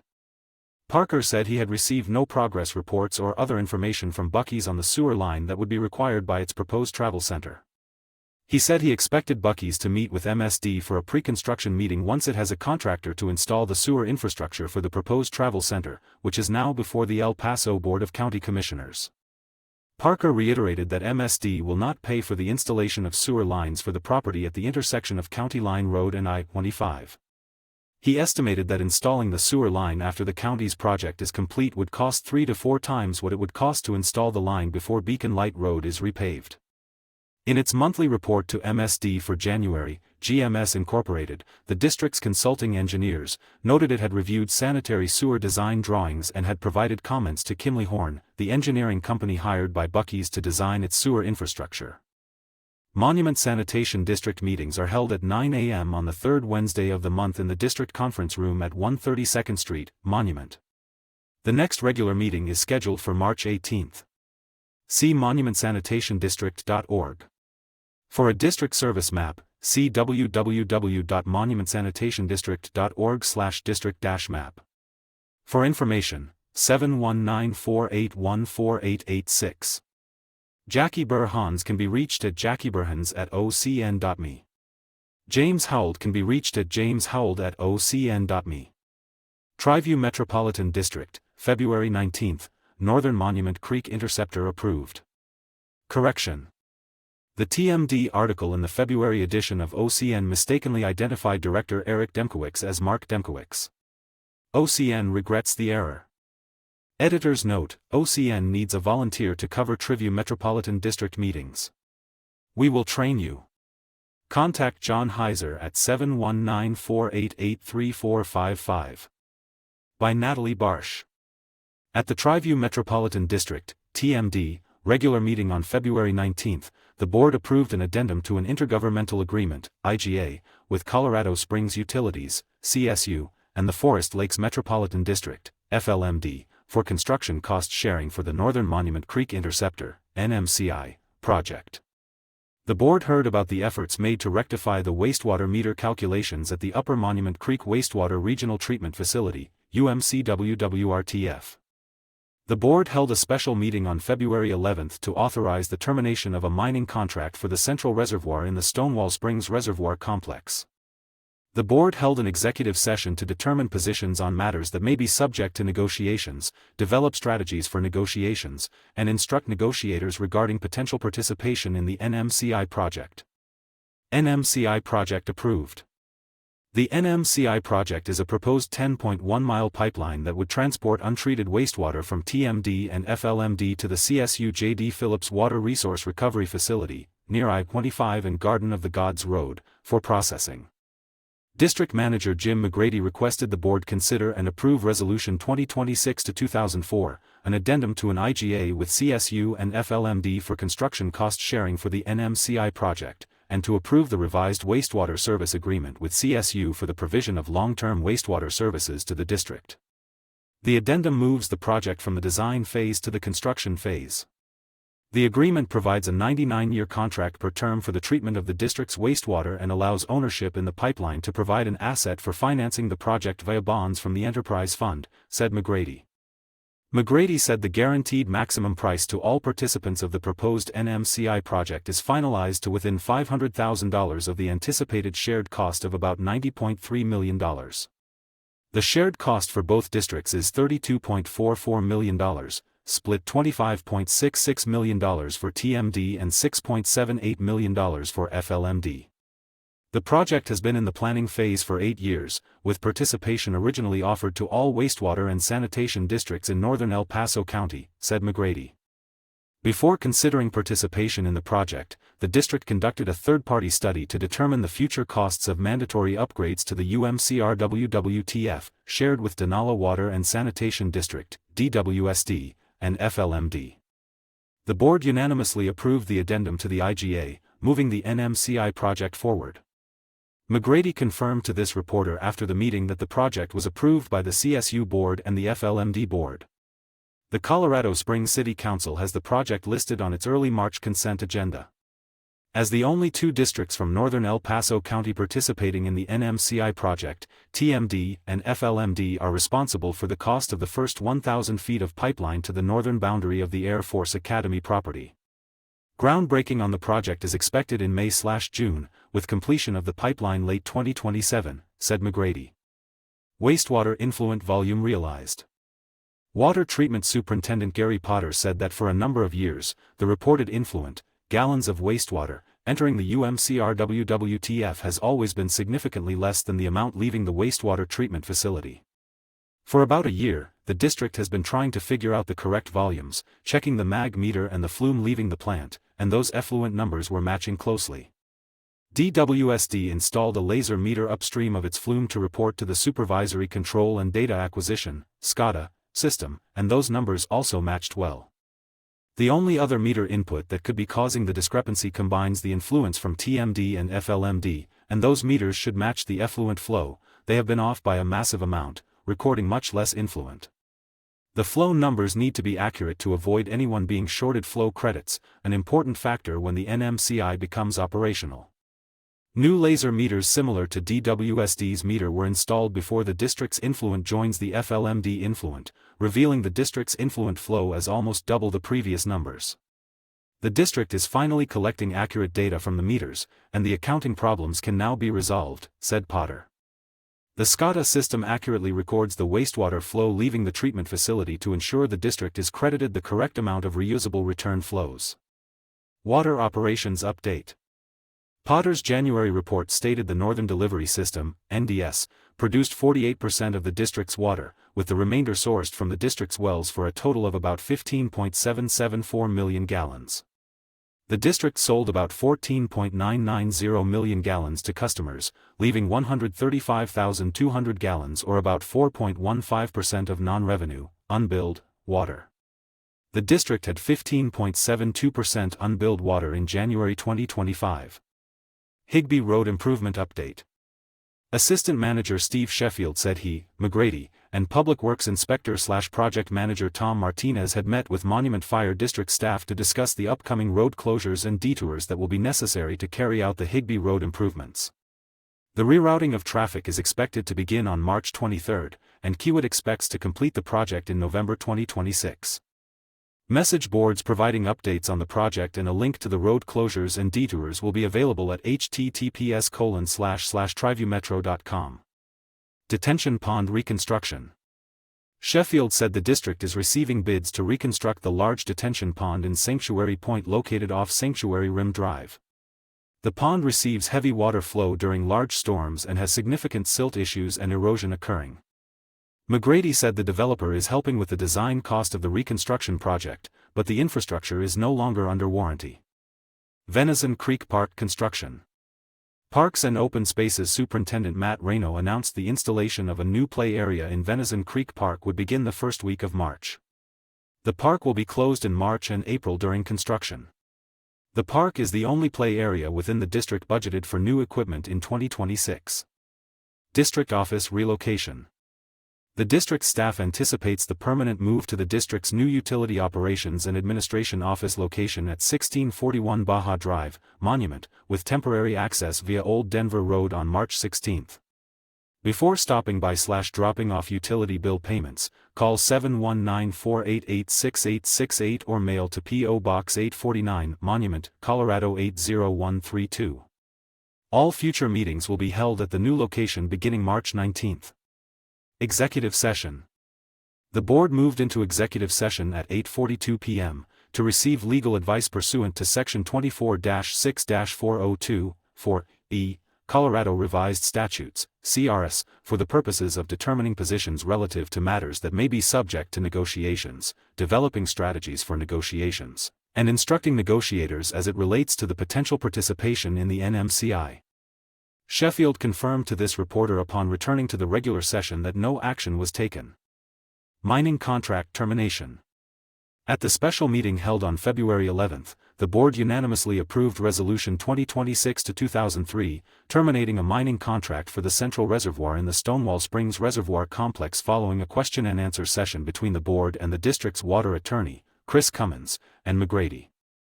Note, this reporter was unavailable to attend the special meeting. Meetings are usually held on the third Thursday of the month at the district office located at 1641 Baja Drive, West Baptist Road, with temporary access via Old Denver Road. The next regular board meeting is scheduled for March 19 at 5:30 p.m. For Zoom meeting joining instructions, meeting agendas, minutes, and updates, visit https://triviewmetro.com. Natalie Barsh can be reached at nataliebarsh@ocn.me. Donala Water and Sanitation District, February 19. Board considers fire mitigation at Willow Creek Ranch. By James Howell and Jackie Burr Hans. The Donala Water and Sanitation District, DWSD, Board met in February to hear a presentation about fire mitigation at its Willow Creek Ranch property from the Arkansas River Watershed Collaborative, ARWC. It considered a request to lease effluent from the Upper Monument Creek Regional Wastewater Treatment Facility, UMCRWWTF, and Acting General Manager Christina Hawker gave an update on her effort to recover some of the cost of the Well 7 redrilling from El Paso County. The board also heard financial and operational reports. The meeting ended with an executive session. Mountain pine beetle, dwarf mistletoe threaten ranch. In 2008, DWSD purchased the Willow Creek Ranch, a 711-acre property near Leadville, for its renewable water rights. DWSD's Willow Creek Ranch water is treated and delivered to district customers by Colorado Springs Utilities. DWSD's goal is to preserve the ranch in pristine condition and reduce the risk of fire to preserve its water resource. At its February meeting, Jonathan Paclayan, Executive Director of ARWC, and Mike Rung, a forester with ARWC, presented their proposals on mitigating the risk of fire on the ranch. Paclayan said the ARWC is a nonprofit organization with access to funding through its partnerships with other organizations, and it works with many water utilities on fire mitigation. ARWC has a large project underway in Lake County, and Paclayan proposed that 140 acres of Willow Creek Ranch be added to the project. ARWC offered to split the cost of mitigating a portion of the ranch with DWSD. Rung said he found mountain pine beetles during his inspection of the ranch. The beetles bore into pine trees, lay eggs, and then emerge and girdle the vascular system of the tree, killing it. Ponderosa, lodgepole, and limber pines are vulnerable. Tightly spaced trees are an ideal habitat for beetles, and dead trees increase fire risk, Rung said. Drought is also a factor, as it reduces the tree's ability to make protective sap. Dwarf mistletoe is present in every stand of trees on the ranch, Rung said. A parasitic plant, dwarf mistletoe propagates by shooting sticky seeds up to 50 feet into the branches of nearby trees. It can kill trees in just 7 years. Breaking up stands of trees helps reduce the spread of beetles and mistletoe. The combination of beetles, mistletoe, and drought is the perfect storm to cause widespread mortality, according to Rung. He recommended patch cuts, which remove all trees in 1 to 5 acre swaths, separating tree stands, and thinning 20% to 40% of the trees within stands. Rung noted the presence of cultural resources on the ranch, such as a cabin foundation and abandoned charcoal kilns. He said those would be preserved. Rung estimated fire mitigation could be done on 140 acres for $2,000 per acre by July or September of 2026. Paclayan put the price tag for the entire project at $300,000 and offered to pay half. He asked for an informal commitment from the DWSD board. The board agreed and asked Hawker to clarify the costs and draft a letter of intent. Vanderschwer said, "We've been watching this and knew it was coming. Denial is stupidity. Request to lease effluent approved." Hawker told the board she had received a request from Letha Robison to lease 12 acre-feet of effluent from the UMCRWWTF to replace evaporative depletion from 2 ponds, for a cost of $150 per acre-foot, which is twice what DWSD receives for effluent it leases to the Arkansas Groundwater and Reservoir Association. Robison will pay all legal fees and will be responsible for conveying the effluent from the treatment plant to her ponds. The board voted unanimously to approve the lease request. Well 7 redrilling costs. In January, Hawker told the board that El Paso County had agreed to pay about $475,000 of the cost of redrilling Well 7, using funds the county received from the American Recovery Plan Act earmarked for radium removal. At the meeting in February, she presented a memo she had written to El Paso County Financial Services documenting that DWSD had followed its emergency procurement process when re-drilling the well. The board voted to approve the memo as presented. Financial and operational reports. Hawker told the board that revenues and expenses for the first month of 2026 were as expected, and the board voted to approve her financial report. Superintendent of Water Operations Ronnie Wright said the Holbein Water Treatment Plant was back in service after being taken offline for cleaning, and the Hull Water Treatment Plant would be out of service for cleaning in the next couple of weeks. He noted crews installing fiber optic cable had caused a water leak by drilling into a water line on Gleneagle Drive. Waste plant maintenance technician Jared Durham reported the district had treated 24.6 million gallons of wastewater in January, with all parameters within limits. Executive session. The meeting ended with an executive session to confer with legal counsel regarding the district's intergovernmental agreement for the UMCR-WWTF and a personnel issue. No actions were taken following the executive session. The next board meeting is scheduled for Thursday, March 19 at 1:30 p.m. Generally, board meetings are held on the third Thursday of the month at 1:30 p.m. and include online access. Call 719-488-3603 or access www.donalawater.org to receive up-to-date meeting information. The district office is located at 15850 Holbein Drive, Colorado Springs. James Howell can be reached at jameshowell@ocn.me. Jackie Burr-Hans can be reached at jackieburhans@ocn.me. El Paso County Regional Loop Water Authority, February 18. Board hears preliminary engineering designs. By James Howell. In February, the companies engineering the water treatment plant, the pumps and pipelines and the expansion of the Callahan Reservoir presented their preliminary engineering designs to the El Paso County Regional Loop Water Authority, EPCRLWA, or the Loop Board.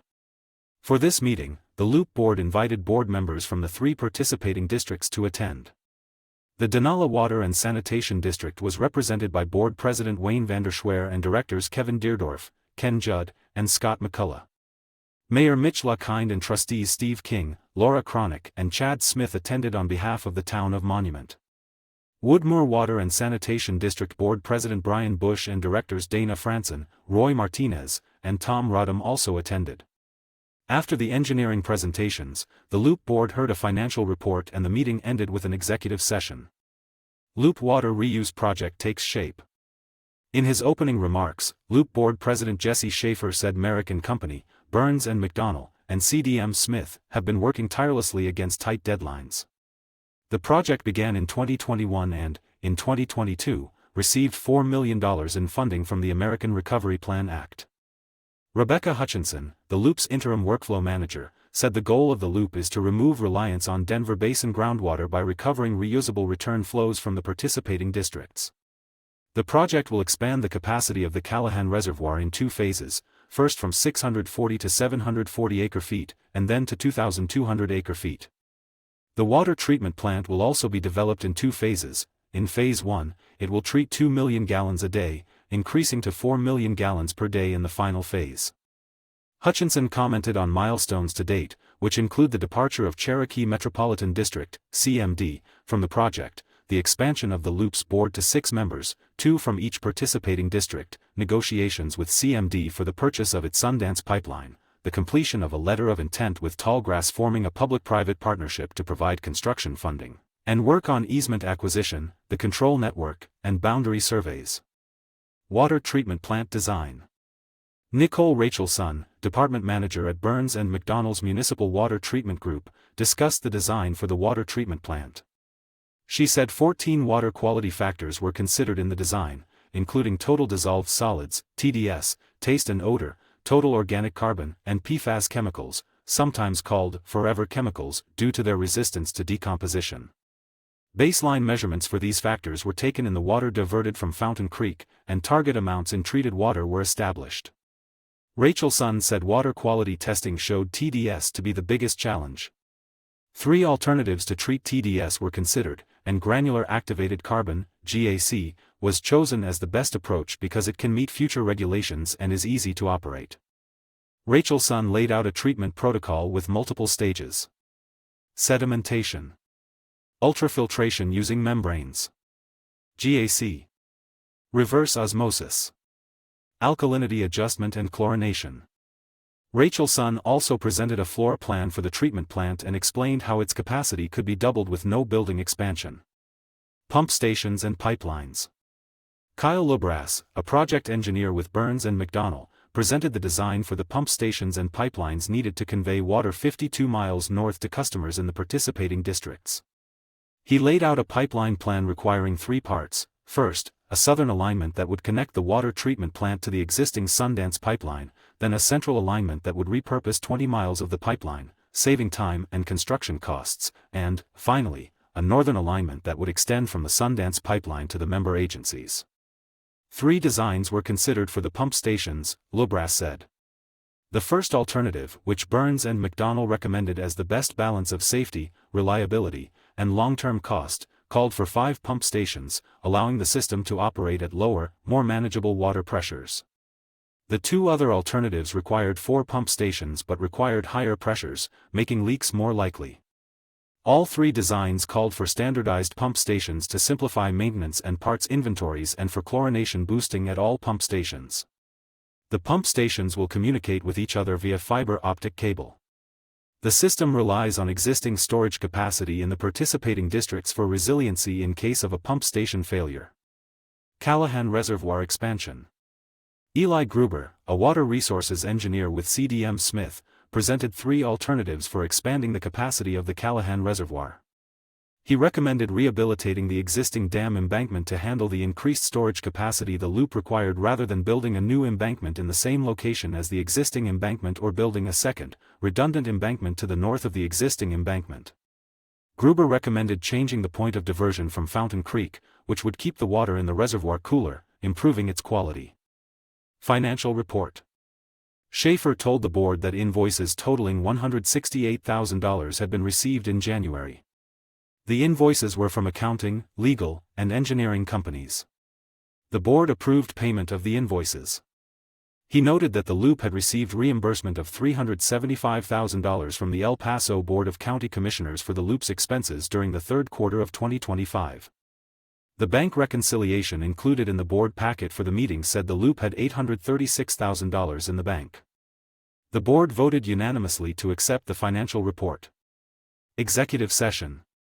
Following the presentations, the board held an executive session to receive legal advice regarding the acquisition or sale of real property and legal questions relating to financing, public-private partnerships, member and loop authority agreements, and agreements related to the Sundance pipeline acquisition. No actions were taken following the executive session. The next regular meeting is scheduled for March 19 at 9 a.m. Regular meetings are held on the 3rd Thursday of each month at 9 a.m. at the Monument Town Hall at 645 Beacon Light Road. Please see loopwater.org or call 719-488-3603 to verify meeting times and locations. James Howell can be reached at jameshowell@ocn.me. Woodmoor Improvement Association, February 25, Public Safety Note Stage 2 Fire Alert, Buc-ee's continues. By Jackie Burr Hans.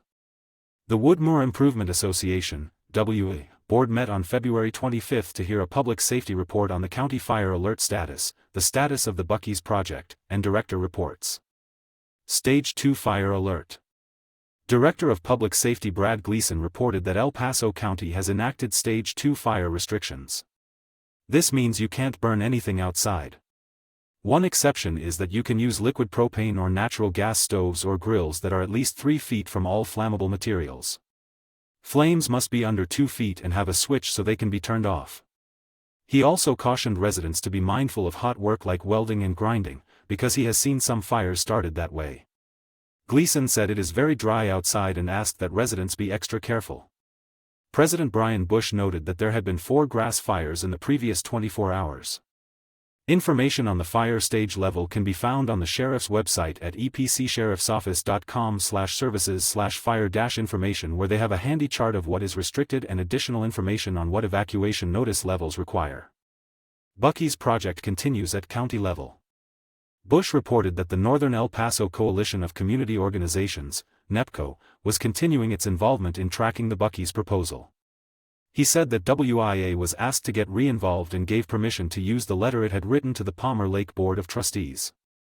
Bush said the landowners have asked for a boundary adjustment to add 10 acres to the property, which does not approve the project itself. He noted that the county has received emails asking for a full public hearing and a full vote of the commission. If Buc-ee's goes in without being annexed into Palmer Lake, it would have to work with the water court and state engineer, which could take years, he said.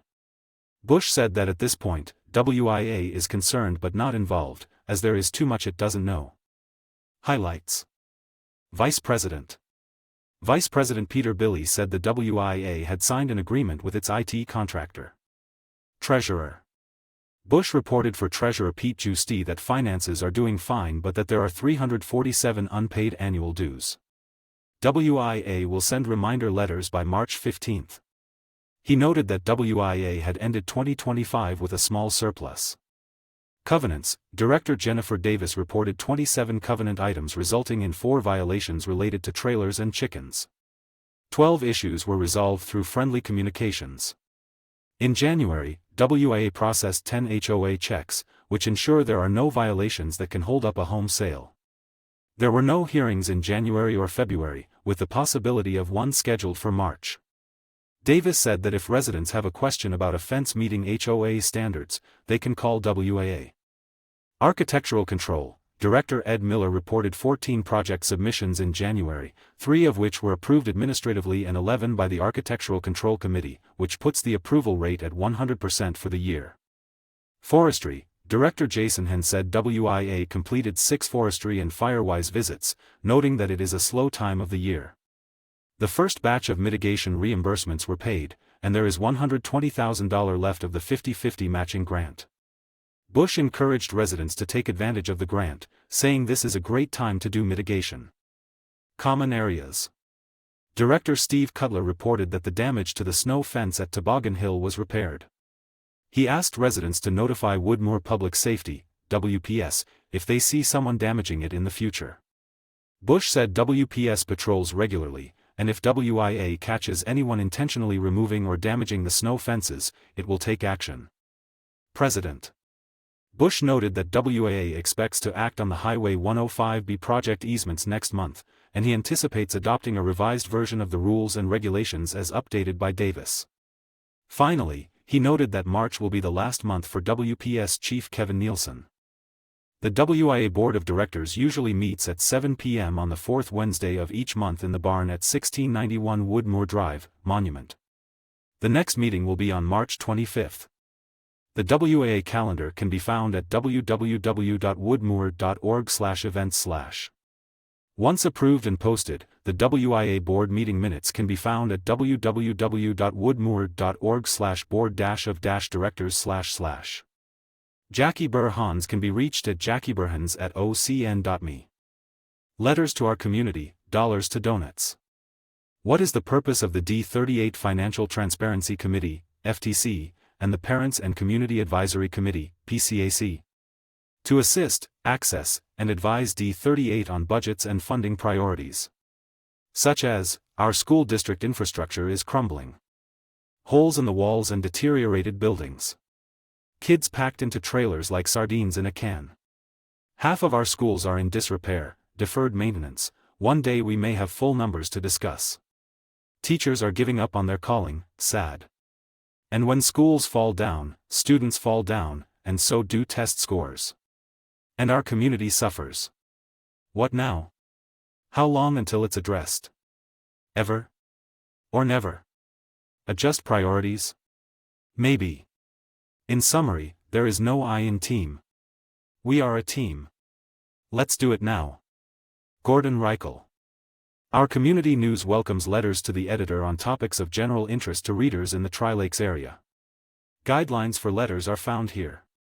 The information and opinions expressed in letters to our community are the responsibility of the letter writers and should not be interpreted as the views of OCN even if the letter writer is an OCN volunteer. When there is more than one letter, the letters are arranged in alphabetical order based on the last name of the author. Letters to our community, Botox Barbie rebuttal. I read Jim Adams' February 7, 2026, OCN letter, Botox Barbie, with interest and deep concern. Several points demand clarification.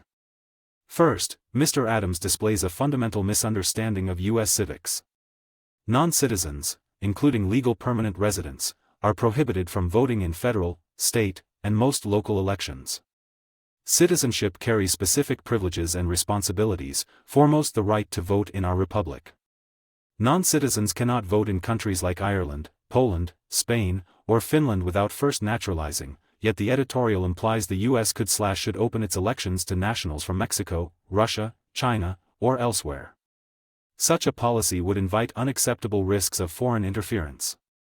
Broader efforts to accommodate large-scale migration, combined with pushes for D.C. and Puerto Rico statehood, appear designed to create a permanent voting majority for one party, potentially silencing conservative perspectives for generations. Closer to home, unchecked illegal immigration and sanctuary policies have severely strained Colorado's social safety net, paid for by American taxpayers, while escalating law enforcement and deportation costs. In El Paso County, for instance, non-English-speaking arrestees are provided both a county-funded public defender and interpreter, diverting resources that could better repair infrastructure or support citizens. Second, labeling Secretary Noem Botox Barbie is immature, gratuitously personal, and hypocritical. As head of DHS, she oversees critical agencies including FEMA, TSA, and ICE. She has demonstrated intelligence, resilience, transparency, and a results-driven approach. In closing, 2 suggestions for Mr. Adams and like-minded advocates: if the commitment to undocumented immigrants is so strong, sponsor them personally, open your homes and fund their path to citizenship out of your own pocket. I, like many taxpayers, am weary of shouldering these costs through my taxes. I will continue advocating to preserve our nation's security and sovereignty and support strong leadership by Secretary Noem. Will Steuben. Our community news welcomes letters to the editor on topics of general interest to readers in the Tri-Lakes area. Guidelines for letters are found here. The information and opinions expressed in letters to our community are the responsibility of the letter writers and should not be interpreted as the views of OCN even if the letter writer is an OCN volunteer. When there is more than one letter, the letters are arranged in alphabetical order based on the last name of the author. Between the covers at Covered Treasures Bookstore, books for young readers. By the staff at Covered Treasures. You don't start getting old until you stop learning. Every book teaches me something new or helps me see things differently. I was lucky to have parents who encouraged me to read. Bill Gates. Earhart, The Incredible Flight of a Field Mouse Around the World. Torben Kuhlmann, North-South, $21.95. The latest tale in award-winning author and illustrator Torben Kuhlmann's Mouse Adventures series takes flight with the courage and spirit of aviation pioneers. For the field mice, the boundary of the garden is the edge of the world. But one little field mouse is determined to discover the wide world beyond the burrow, even if she isn't supposed to fly. With her knack for engineering and help from an experienced mouse aviator, she defies the other field mice and sets off on a daring journey. Could it be that she inspired Amelia Earhart's pioneering aviation career? Kuhlmann's beautiful illustrations and unique ability to combine fun, facts, science, and biography make his books engaging for all ages. They include Lindbergh, Armstrong, Edison, and Einstein. Mystery in Rocky Mountain National Park. By Aaron Johnson, self-published, $12.99. Before Jake's grandfather died, he was on the trail of a centuries-old mystery. He has entrusted that mystery to Jake, leaving behind a set of hidden codes, riddles, maps, and other clues that lead Jake and his friends on a scavenger hunt into the wildest and most rugged wilderness of the national parks. The mystery unfolds as Jake, Amber, and Wes learn about survival skills, natural history, integrity, character, and friendship. Along the way, they discover they are not the only ones on this quest. An elusive shadow group is close on their heels. This is one of 5 National Park mysteries by Castle Rock author Aaron Johnson. Other books take the friends to the Great Sand Dunes, the Grand Canyon, Zion National Park, and the newest book, to Yosemite National Park. A Horse Named Sky. By Roseanne Perry, Green Willow Books, $9.99. Exiled from his band, a young, wild horse must find his way across treacherous terrain to reunite with his family after being captured for the Pony Express. This Voice in the Wilderness novel is an enthralling survival story about wild horses, family bonds, and a changing environment. This book is a standalone companion to the national bestsellers, A Wolf Called Wander and A Whale of the Wild. The Eyes and the Impossible. By Dave Eggers, yearling, $14.99. Johannes, a free dog, lives in an urban park by the sea. His job is to be the eyes, to see everything that happens within the park and report back to the park's elders, 3 ancient bison. His friends, a seagull, a raccoon, a squirrel, and a pelican, work with him as the assistant eyes, observing the humans and other animals who share the park and making sure the equilibrium is in balance. But changes are afoot. Illustrated with full-color paintings and artwork from Caldecott honoree Sean Harris, this story about friendship, beauty, liberation, and running very, very fast, will make readers of all ages see the world around them in a completely new way. The Lion's Run. By Sarah Pennypacker, Bowser and Bray, $18.99. The acclaimed best-selling author of Pax delivers a historical novel about an orphan during World War II who discovers unexpected courage within himself when he becomes involved with the French resistance. Lucas is tired of his cowardly reputation, just as he's tired of the war and the Nazi occupation of his French village. He longs to show how brave he can be. He soon gets his chance in this story of courage and hope, and the realization that the smallest act can make a difference. A Rover's Story. By Jasmine Warga HarperCollins, $19.99. Meet Resilience, a Mars rover determined to live up to his name. Residential was built to explore Mars. He was not built to have human emotions. But as he learns new things from the NASA scientists who assembled him, he begins to develop human-like feelings. Launch day comes, and Residential blasts off to Mars accompanied by a friendly drone helicopter named Fly. But Residential quickly discovers that Mars is a dangerous place filled with dust storms and giant cliffs. As he navigates Mars's difficult landscape, Residential is tested in ways that go beyond space exploration. As millions of people back on Earth follow his progress, will Residential have the determination, courage, and resilience to succeed and survive? The Mysterious Benedict Society Series. By Trenton Lee Stewart, Hatchet Book Group. Are you a gifted child looking for special opportunities? Dozens of children respond to this peculiar newspaper ad and are put through a series of mind-bending tests, which readers take along with them. Only 4 children, 2 boys and 2 girls, succeed. Their challenge, a secret mission that only the most intelligent and inventive children could complete. To accomplish it, they will have to go undercover at the Learning Institute for the Very Enlightened, where the only rule is that there are no rules. But what they'll find in the hidden underground tunnels of the school is more than your average school supplies. Tesla's Attic Series. By Neil Shusterman and Eric Elfman, Little, Brown and Company, $8.99. Book 1 in the Accelerati trilogy introduces readers to 4 teenagers caught up in a dangerous plan concocted by the eccentric inventor Nikola Tesla. Secret society intrigue, quirky gadgetry, appealing characters, and humor propel the action on through Edison's alley and Hawking's hallway as they battle the Accelerati, a menacing society of physicists. Shatter Me Series. Tahira Mafi, Harper, $15.99. Ostracized or incarcerated her whole life, 17-year-old Juliet is freed on the condition that she use her horrific abilities in support of the re-establishment, a post-apocalyptic dictatorship. No one knows why Juliet's touch is fatal, but the re-establishment has plans for her, to use her as a weapon.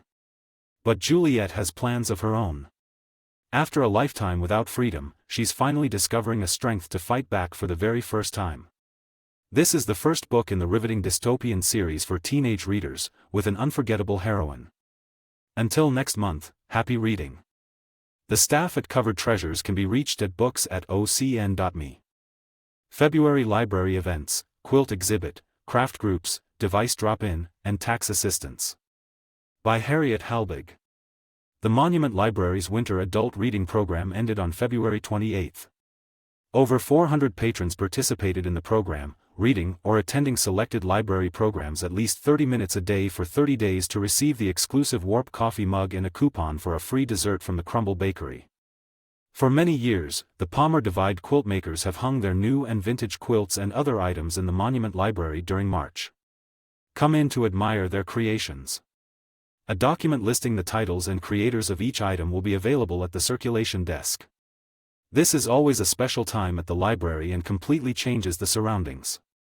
Above, 2 of the colorful quilts on display at the Monument Library. Photos by Janet Sellers. Tax preparation assistance. Tax preparation assistance will be offered at several library branches through April 15. The closest location to the Tri-Lakes area is Library 21C near Chapel Hill Mall. Services there will be provided by an AARP tax aide. The hours will be from 9 a.m. to 5 p.m. on Tuesdays and Thursdays and 9 to 1 on Wednesdays. An appointment is required at 719-257-3805. For information on services at Fountain, Sand Creek, and High Prairie libraries, please see the website ppld.org, Tax Time. Library staff are unable to advise you on tax matters and do not stock paper copies of the forms needed. Forms can be printed from the website, however, by going to ppld.org and choosing Research and Learn at the top of the page. Choose Taxes and specify the specific form you seek, IRS or Colorado State. Both forms and instructions are available. Monument Library Programs. Recurring programs include Storytime every Tuesday from 10:30 to 11:15 for children 3 to 7 and their parents or caregivers. The final Tuesday in March will feature a special spring break program. See below for details. Socrates Cafe Adult Discussion Group every Tuesday from 1 to 3. Pause to read on Tuesdays from 4 to 5. Practice reading aloud and improve fluency by reading to a volunteer pause to read therapy dog. Toddler Time every Wednesday from 9:30 to 10 and 10:30 to 11 for toddlers ages 1 to 2 and their parents or caregivers. Homeschool students ages 5 to 12 are invited to attend a program on optical illusions on Wednesday, March 11 from 3 to 4 p.m. Your mind is playing tricks on you. Learn about the science behind some common optical illusions, make your own, and learn tricks to amaze your friends. No registration is required. A program on art for older adults will be offered on Thursday, March 12 from 1 to 2 p.m. This class inspires a sense of self-reliance in older adults, even if the participant is reliant on a partner to help use the materials. Registration is required at 719-531-6333 extension 7005. The Teen Advisory Board will meet from 5 to 6 p.m. on Thursday, March 12. Learn leadership skills and earn volunteer hours by attending this group and working on projects at the library. Registration is required at 719-531-6333 extension 7005. The Teen Craft Group for ages 13 to 18 will meet from 5 to 6 p.m. on Monday, March 16. Bring a craft to work on with your peers. Enjoy socializing with other crafters. This group meets on the first and third Monday of each month. Need help with your laptop, smartphone, tablet, or the library's new catalog? Bring your device and all cables anytime between 11 and noon on Thursday, March 19. This program is for adults 18 and older, and no registration is required. The Third Friday Book Club will meet from 10:30 to 12:30 on Friday, March 20. This group, sponsored by the Tri-Lakes Friends of PPLD, is open to all adults 18 and older. The March selection is The Trader's Wife by Allison Pataki. The Teen Dungeons and Dragons group will meet on Saturday, March 21 from 3:30 to 5:45 p.m. Join fellow teens on an adventure in the world's greatest role-playing game, Dungeons and Dragons. Beginners and veterans ages 13 to 18 are welcome to participate. Space is limited to 8 participants, and registration is required at 719-531-6333 extension 7005. On Monday, March 23, from 4 to 5 p.m., teens 13 to 18 are invited to attend a class on customizing their clothes. Bring your own shirts, pants, shoes, etc. and make them uniquely yours. Registration is required at 719-531-6333 extension 7005. Kids and families are invited to attend a special spring break program, the Bark Bunch, from 10:30 to 11:30 on Tuesday, March 24. Join the Bark Bunch and learn how to interact with dogs while showing compassion and understanding. If you intend to bring a group of 10 or more, please call ahead. This program replaces the usual story time. Patrons ages 9 to adult are invited to attend a class on Sewing Level 1 on Thursday, March 26, from 10 a.m. to 1 p.m. Learn the basics of machine sewing and create a simple project. We will teach you to wind a bobbin, thread the machine, and navigate the interface of a computerized sewing machine. Then, learn basic stitches. A creative space agreement must be submitted at the time of the program. To access the form, go to the website, Events and Happenings, choose the Monument Library, and click on Event Calendar. If you select this class, the link to the user agreement is displayed under Disclaimers. Children under 13 must be accompanied by a parent or guardian.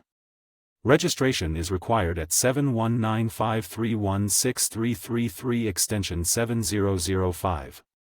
The Monument Fiber Arts Group will meet from 10:30 to noon on Friday, March 27th. If you are an adult 18 and up and interested in knitting, crochet, or sewing, bring your own project to this monthly group meeting. No registration is required. Harriet Halbig may be reached at harriethalbig@ocn.me. Palmer Lake Historical Society, February 19. Ranch owners discovered Cherokee Trail artifacts. By Marlene Brown. The Palmer Lake Historical Society, PLHS, heard about Cherokee Trail artifacts on February 19 at the Palmer Lake Town Hall. The night's topic was titled Cherokee Trail Artifacts Across the Palmer Divide, History, Culture, and Discoveries Unearthed. Ann Burleyman shared her and her family's discovery of Cherokee Trail artifacts at their ranch on the Palmer Divide. She explained that their ranch was along the Cherokee Trail, which was also known as Trapper's Trail and Trader's Trail. The road was used extensively during the Gold Rush days as a way to get to the mountains from Oklahoma and Bent's Fort. Imagine looking toward the prairie from your property and seeing the ruts of the trail made by wagons. Suddenly, you realize that you are standing on the Cherokee Trail, where pioneers had traveled to make the historical trips west. Upon contacting the Oregon-California Trail Association, OCTA, they found a group of people who work with private landowners and government agencies to mark and map the trails. Their mission is to protect the legacy of the historic trails and promote preservation of the Cherokee Trail. The Burlmans took the scientific approach and, along with help from OCTA and a metal detector, carefully unearthed many items left behind by the pioneers. They carefully and systematically dug and cataloged each item they found across their property and worked with their neighbors to continue the discovery of the well-used road. Pictured at right are some of the artifacts, from square nails to wagon wheel parts to even guitar tuning pegs. For more information about trails in the Palmer Divide area, go to octa-trails.org/regional-chapters/Colorado-Cherokee-Trail-chapter. PLHS meetings are usually held on the third Thursday of the month, 7 to 8:30 p.m., doors open at 6:30 p.m., at the Palmer Lake Town Hall. 28 Valley Crescent Street meetings are free and open to the public. For full descriptions, dates, and times of future programs and information on memberships or donating to the PLHS, visit its newly updated website, palmerdividehistory.org. Marlene Brown can be reached at marlenebrown@ocn.me. High Altitude Nature and Gardens, A Colorado Calendar, Seed Rolls, and Effective Microorganisms, EM. By Janet Sellers. In the Tri-Lakes area, unpredictable weather makes phenology, Nature's Calendar, the best planting guide. It tracks seasonal cycles like blooming and migration to determine the perfect timing for your garden. Windowsill Sprouting Strategy. DIY Snail Pack. 1. Waterproof paper, bubble wrap, or corrugated card, best choices, feed bags, even Amazon packages cut to 3 to 6 inches wide and 1 to 2 feet long. 2. All-purpose potting mix to support the sprout and the growing plant. DIY is a mix of 6 parts garden soil, rob some mole or vole hills, they've pre-sifted the soil for you and it's perfectly textured for this, 3 to 4 parts garden compost, last year's leafy stuff, etc., and some grit for drainage, sand, tiny pebbly sand, breeze/road base size, mix these 3 and moisten if needed. If the mix dries out easily, increase the organic matter, which will hold moisture. Some gardeners add perlite or vermiculite for drainage and micronutrients. Sift if needed. Moisten the whole batch so it just barely holds a fistful in a ball. 3. Lay out the strips and add the soil mix to about an inch deep along the strip.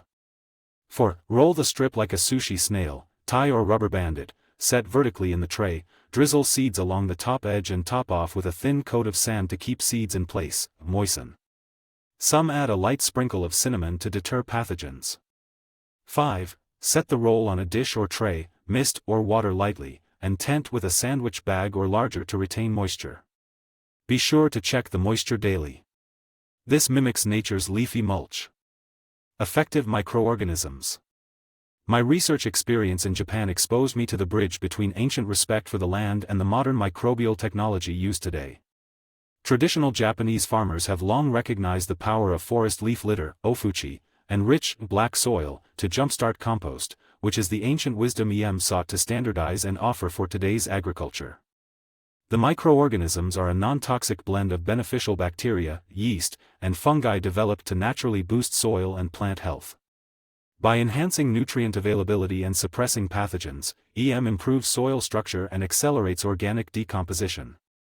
Core applications. Gardening enhances soil aeration, water retention, and crop yields. Used as a seed soak, soil drench, or foliar spray. Composting speeds up breakdown and eliminates odors in waste. Pest control creates a microbial barrier that protects plants from disease.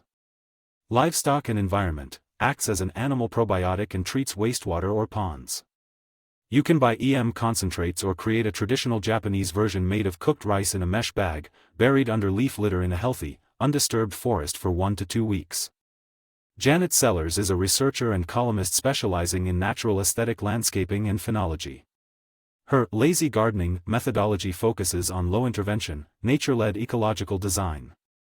For inquiries, nature walks, lectures, or collaborative research, contact Janet Sellers at ocn.me. Art Matters, Art, Physics, Argyle Socks, and Math. By Janet Sellers. Richard Feynman, the Nobel Prize-winning physicist, was a man of immense curiosity. He was also a visual thinker who, at age 44, decided to become an artist.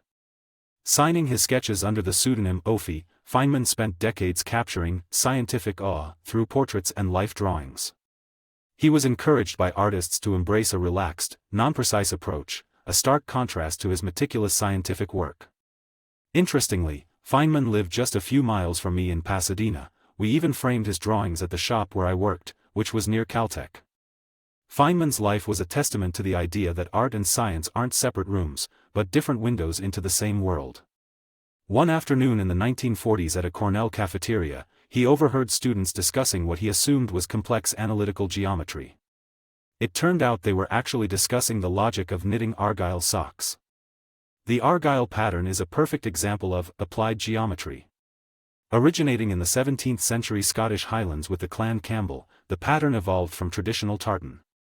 By rotating a standard grid 45 degrees, weavers created the iconic diamond shape. It wasn't just a style choice, it was a mathematical shift in pattern recognition. What is mathematics?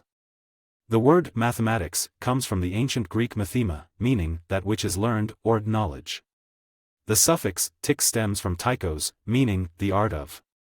Essentially, mathematics is the art of learning how to manage reality. This leads us to a fascinating field called ethnomathematics. Coined by Uberadin D'Ambrosio in the 1970s, this study recognizes that mathematical thinking is inherent to all humans, not just those with slide rules. It validates the non-traditional math found in oral traditions, weaving, and navigation. Weaving the world. Ethnomathematics bridges the gap between abstract school math and the rich, practical knowledge found in daily life. We see it everywhere. Architecture, in the geometric precision of the Native American teepee, the multi-level stone complexes of the ancestral Puebloans at Mesa Verde, and the structural harmony of the Dine, Navajo, Hogan. Cultural rituals, in the complex isosceles triangles and rhombuses of Bedouin embroidery. Daily craft, in the symmetries of basket weaving and the intricate logic of quilts. Whether you are sketching a model like Feynman did or calculating the tension in a knitted sock, you are participating in a global, ancient tradition of understanding our world. Art and math are simply two ways of describing the beauty we see. At any age, picking up a tool, be it a paintbrush, a needle, or a compass, is the first step in managing reality and making it your own. Janet Sellers is an artist, writer, and speaker, with talks on art making, collecting, and creative strategies for artists, exhibits, and funding. Contact her for more. Janet Sellers at ocn.me. Our Community Notices. By Janet Sellers. Although we strive for accuracy in these listings, dates or times are often changed after publication. Please double-check the time and place of any event you wish to attend by calling the information number for that event. Please notify us if your event listing needs to be updated. El Paso County Property Protection Program. El Paso County has launched a new property protection program to help prevent fraudulent deed transfers and real estate scams. The program alerts property owners whenever a document is filed using their name on any property, so owners can quickly verify whether the filing is legitimate or the result of attempted fraud. Residents may register multiple name variations and household members. At this time, the program can only monitor filings made after you enroll, but officials are exploring options to expand coverage. Property records can also be reviewed in person at the county clerk and recorder's office. To learn more or register, visit the El Paso County Clerk and Recorder's Property Protection Program webpage. For more information on the PPP program, go to this link, https://clerkandrecorder.elpasoco.com/recording/property-protection. Do not remove trailblazes/markers. You will be seeing some trail markers in Fox Run Regional Park on trees. The trail markers help protect the delicate forest ecosystem because we can stay on the trail and not damage the ecosystem underneath our feet or with bicycles or horses, etc.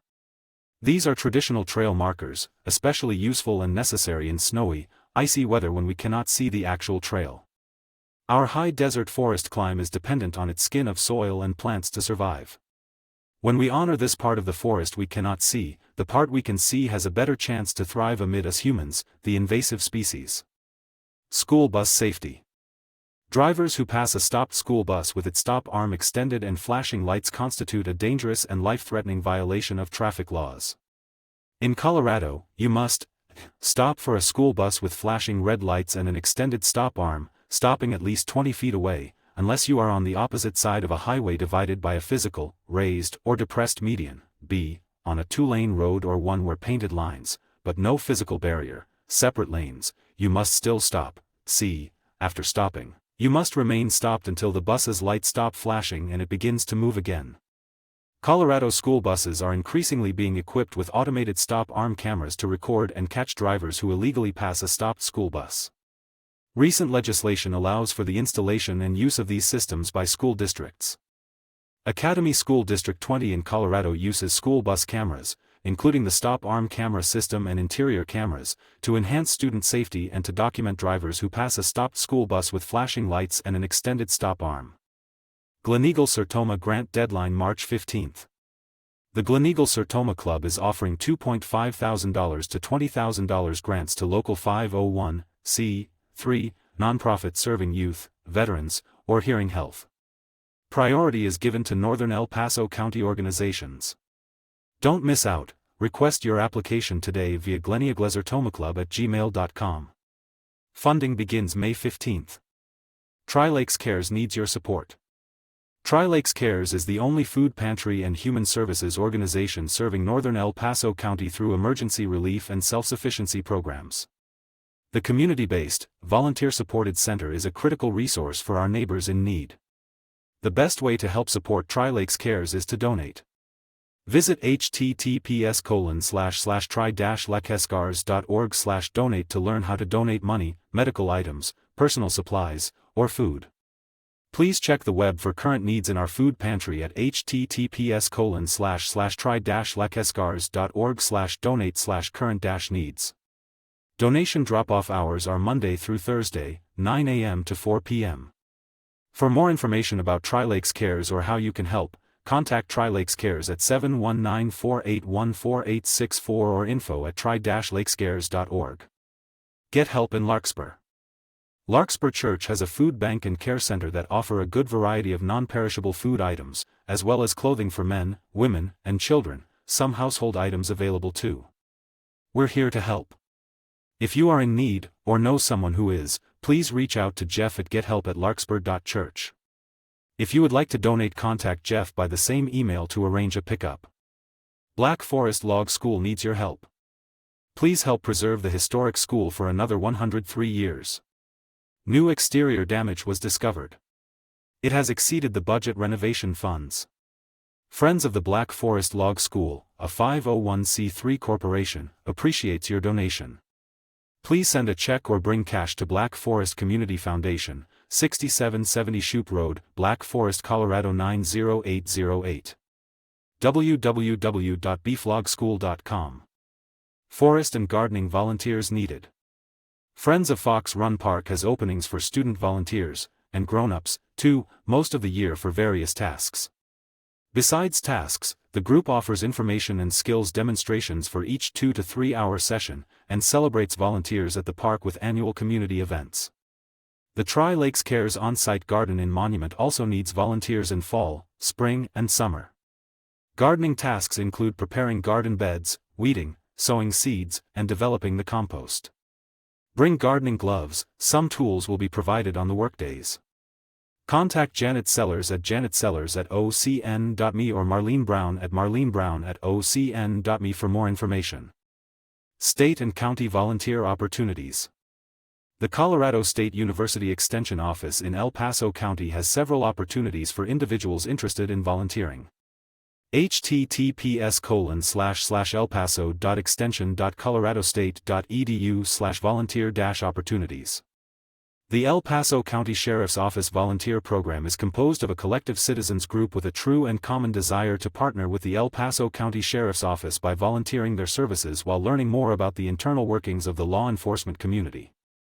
https://www.epcsheriffsoffice.com/volunteer-program/. The El Paso County Volunteer Program is a wonderful opportunity for citizens to learn about the various functions of county government as well as give back to the community. The county's numerous boards and commissions need your experience, talents, and time. https://bocc.elpasoco.com/volunteer/. Thank you for joining us for the audio versions of the articles and columns from this issue of OCN. To dive into the full articles and columns or explore more content, visit ocn.me. Don't miss out, sign up for our community newsletter to stay updated with every new post.